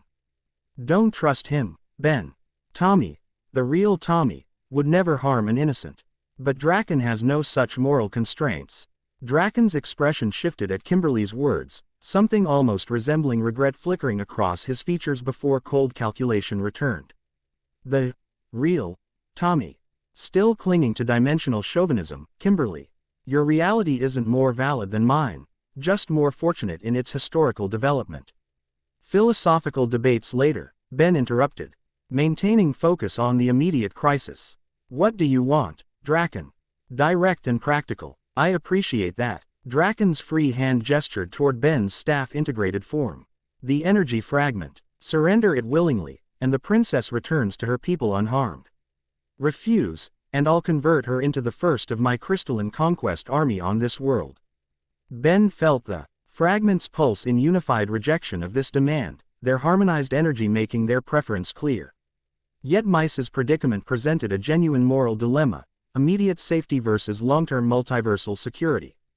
Drawing on the fragment's enhanced perception, Ben analyzed dimensional patterns surrounding Draken, noting something crucial: the temporal manipulation field he employed create microscopic instabilities in local reality, weak points that might be exploited with precise application of the space fragment's properties. If I surrender the fragment, Ben negotiated, subtly channeling energy through his staff to prepare the necessary dimensional adjustment, what guarantee do we have that you'll honor your word? Honor among enemies. Draken seemed genuinely amused by the concept. Let's say enlightened self-interest. I need willing ments for complete integration. Killing hostages after agreements are made simply ensures no one will cooperate in future negotiations. While maintaining this conversation, Ben established quantum connection with Gwen through their mana-link, communicating his strategy without words. She acknowledged with the subtlest nod, her mana shields gradually repositioning to prepare for coordinated action. A reasonable position, Ben conceded, taking a single step forward while channeling specific energy patterns through his staff. But before we proceed, I'd like to understand exactly what happens during willing surrender. The fragments seem to have preferences regarding their bearers. This technical question achieved its purpose. Engaging Draken's intellectual vanity while Ben completed the necessary energy configuration. The Conqueror shifted stance slightly to deliver what would undoubtedly be a condescending explanation, momentarily relaxing his grip on Misa. In that precise moment, Ben executed his plan, projecting a localized dimensional stabilization field identical to what he had used against the drone, but specifically calibrated to Draken's temporal technology. The effect was immediate and dramatic. The time fragment's energy pattern momentarily disrupted as dimensional physics reasserted normal parameters in his immediate vicinity. The split-second temporal disruption was all Gwen needed. Pink-purple mana surged between Draken and Misa, creating a separation field that forced them apart while simultaneously protecting the princess from corruption backlash. Kimberly moved with ranger-enhanced speed, extracting Misa from danger while Kevin launched a coordinated attack that occupied Draken's elite drones. The momentary advantage created a critical opening that Ben immediately exploited. Channeling the full capabilities of his Heat Blast Harmony form, he projected golden fire through crystal in matrices throughout the chamber, not aiming for Draken directly but rather reconfiguring the Archive's natural defense systems. Ancient crystalline guardians activated in response, emerging from walls and floor to create a containment perimeter around the intruders. Draken recovered quickly, temporal capabilities re-establishing as he assessed the changed tactical situation with cold fury. Lever application of fragment harmonization, he acknowledged, genuine respect in his tone despite his evident anger. Your instinctive understanding of their capabilities continues to impress. Stand down, Draken, Ben demanded, staff pulsing with concentrated energy ready to deploy. You're outnumbered, your forces are contained, and the knowledge you sought has been secured. For a moment, it seemed the Conqueror might actually consider retreat, tactical assessment clearly indicating unfavorable conditions. Then his expression shifted to one of calculated amusement. Outnumbered perhaps, but hardly outmaneuvered. He activated something on his armor's control panel, causing dimensional sensors throughout the chamber to sound urgent alerts. While you were focusing on my theatrical entrance, specialized infiltration units accessed 7 secondary knowledge repositories. The data I require has already been transmitted to my primary base. Kai's voice confirmed this claim over communications with dismayed urgency. He's right. Breach confirmations at tertiary archive levels. They bypassed primary security by phasing through dimensional weak points. Draken's smile carried genuine satisfaction. Always have contingencies, fragment bearer. A lesson Lord Zed taught that Tommy Oliver never appreciated. He activated his teleportation system, purple energy beginning to encompass his form. The Architect Codex specifications are now mine. The question isn't whether I can reconfigure the Golden Harmony to my purposes, but simply how quickly. As dimensional energy prepared to extract him, Draken delivered a final warning. 3 fragments in play, 3 remaining to be claimed. The advantage remains contested, but time, he gestured to temporal distortions visible around his armor, is literally on my side. Before anyone could respond, purple-black energy enveloped him completely, teleporting him from the chamber. Immediately, his elite drones activated similar evacuation protocols, disappearing in synchronized retreat that left behind only the contained standard units. The crystalline chamber hummed with aftermath energy as security systems stabilized and damage assessment began. Ben reverted to human form, the energy fragment returning to its staff configuration while remaining connected to him through golden energy streams that linked to both the Omnitrix and orbiting space fragment. Princess Misa approached, her crystalline structure still showing evidence of corruption that royal healers were gradually purifying. The archives have been compromised, she stated with grave concern. Knowledge that has remained secure for millennia is now in the hands of one who would use it for dimensional conquest. What exactly was in this Architect Codex? Kimberly asked, powering down to conservation mode while maintaining Ranger readiness. Kai joined them, looking both professionally disturbed and personally offended by the violation of archaeological sanctity. According to catalog references, detailed specifications for the Golden Harmony's original construction and programming, essentially the source code for reality management across dimensional boundaries, which gives Draken potential capability to hack the fragments themselves, drive. Liang concluded, her scientific mind immediately grasping the implications. If he can access their fundamental programming, he might override their natural harmonization protocols to force compliance with his vision of reality. Ben studied the energy fragment staff, feeling its continued stance to such corruption despite the threat. He still needs physical possession of the fragments to implement any modifications. They're not just power sources, they're physical keys to dimensional mechanics. And we have 3 while he has only 1, Kevin pointed out, reverting from his armored state with evident exhaustion. Still a numerical advantage, but his is the time fragment, Gwen reminded everyone. He's already demonstrating the ability to accelerate dimensional collapse in targeted regions, essentially holding populated areas hostage to force our cooperation. Princess Misa's crystalline features shifted to an expression of royal determination despite her injuries. Petropia stands with the fragment bearer. Our royal guard will secure the archives and implement addition AL protection protocols against further incursion. And the knowledge Draken stole? Kimberly questioned. Concerning but not catastrophic, Misa assessed after brief consideration. The Codex contains specifications but not implementation keys. Critical activation sequences were stored separately, a security protocol established by the Shapers themselves. This information provided minor reassurance as the team regrouped, assessing both their current position and next strategic moves. The energy fragment staff remained connected to Ben through golden streams, neither fully integrated like the transformation fragment nor orbiting independently like the space fragment, but establishing a third distinct relationship that suggested the unique nature of each aspect. 3 fragments secured, Ben summarized, focusing on measurable progress rather than setbacks, each connecting differently but harmonizing together, and increasing your capability with each addition, drive. Liang observed, scientific assessment momentarily overriding security concerns. Your tactical processing and strategic implementation have shown quantifiable enhancement with each fragment integration. Kai approached. Professional demeanor maintained despite the evident connection she felt to the archives and their knowledge. The remaining vault records indicate the consciousness fragment is likely manifesting in Anley in the merged reality zone where the command center would stand in Kimberly's dimension.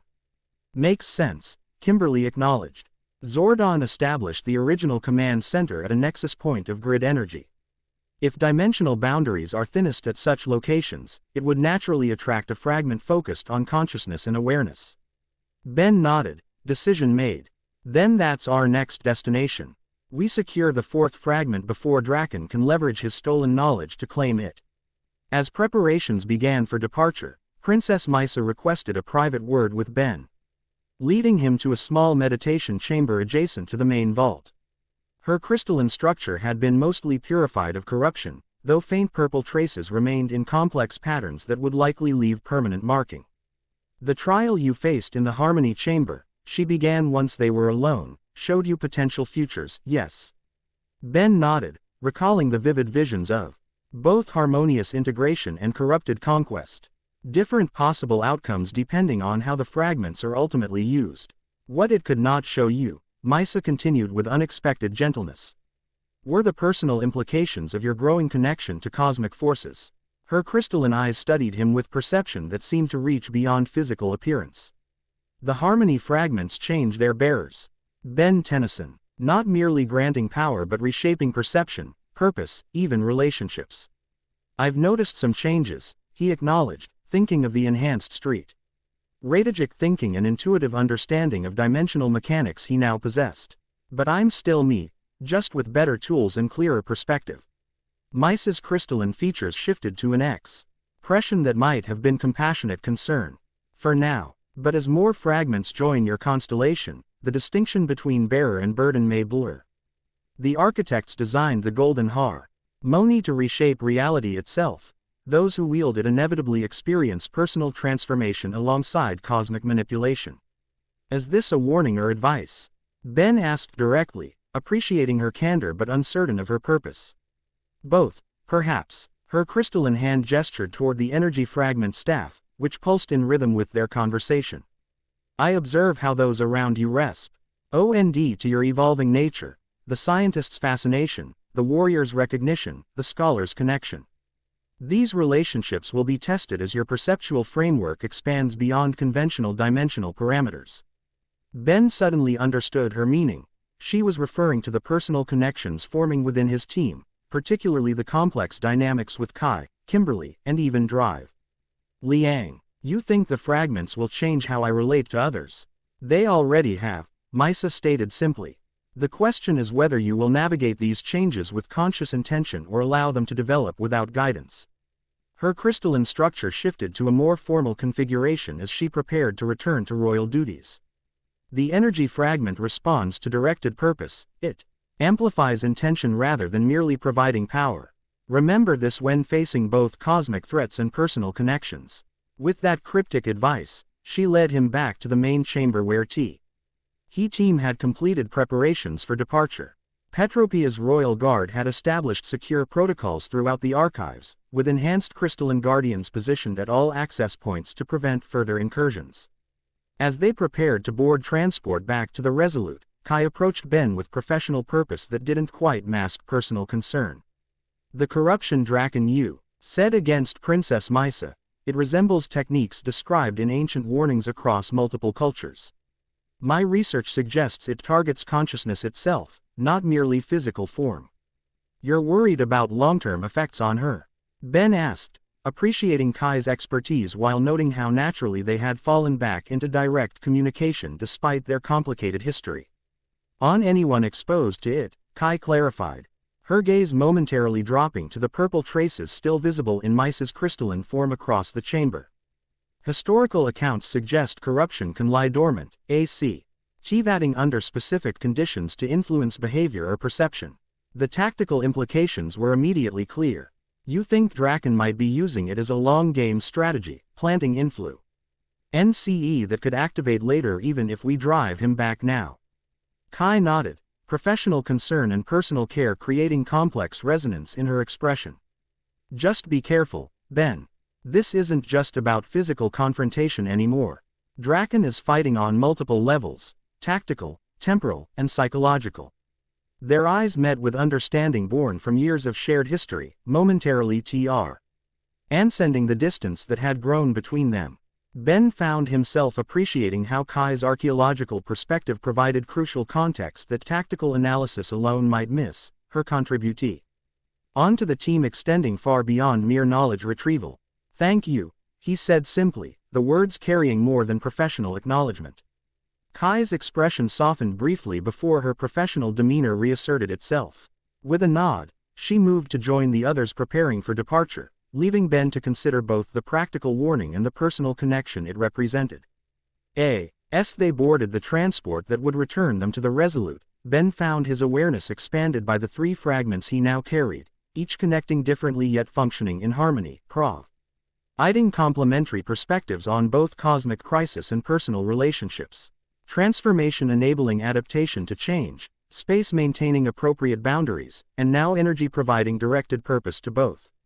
The crystalline landscape of Petropia receded beneath them as they ascended toward the orbiting ship, dimensional fractures visible even through the atmosphere serving as constant reminders of the urgency driving their mission. 3 fragments secured, 2 remaining to be found, with Draken now armed with knowledge that could potentially corrupt the Golden Harmony's fundamental purpose. Yet despite these cosmic concerns, Ben found himself equally contemplating Misa's personal warning and Kai's insightful caution, reminders that power affecting reality would inevitably transform its wielder as well. Relationships evolving alongside capability as fragments reunited under his increasingly conscious guidance. The journey to Angel Grove would test not just their ability to secure another fragment, but the evolving connections forming between dimensional travelers united by cosmic purpose yet increasingly bound by personal understanding that transcended professional alliance. With the energy fragment staff pulsing in rhythm with his thoughts, Ben prepared for challenges that would require mastery of both external power and internal transformation, cosmic responsibility and personal connection harmonizing like the fragments themselves as they continued their quest to heal fractured reality. Chapter 3 End. The End. I hope you enjoyed this episode. Remember to subscribe and like this video. See you in the next video.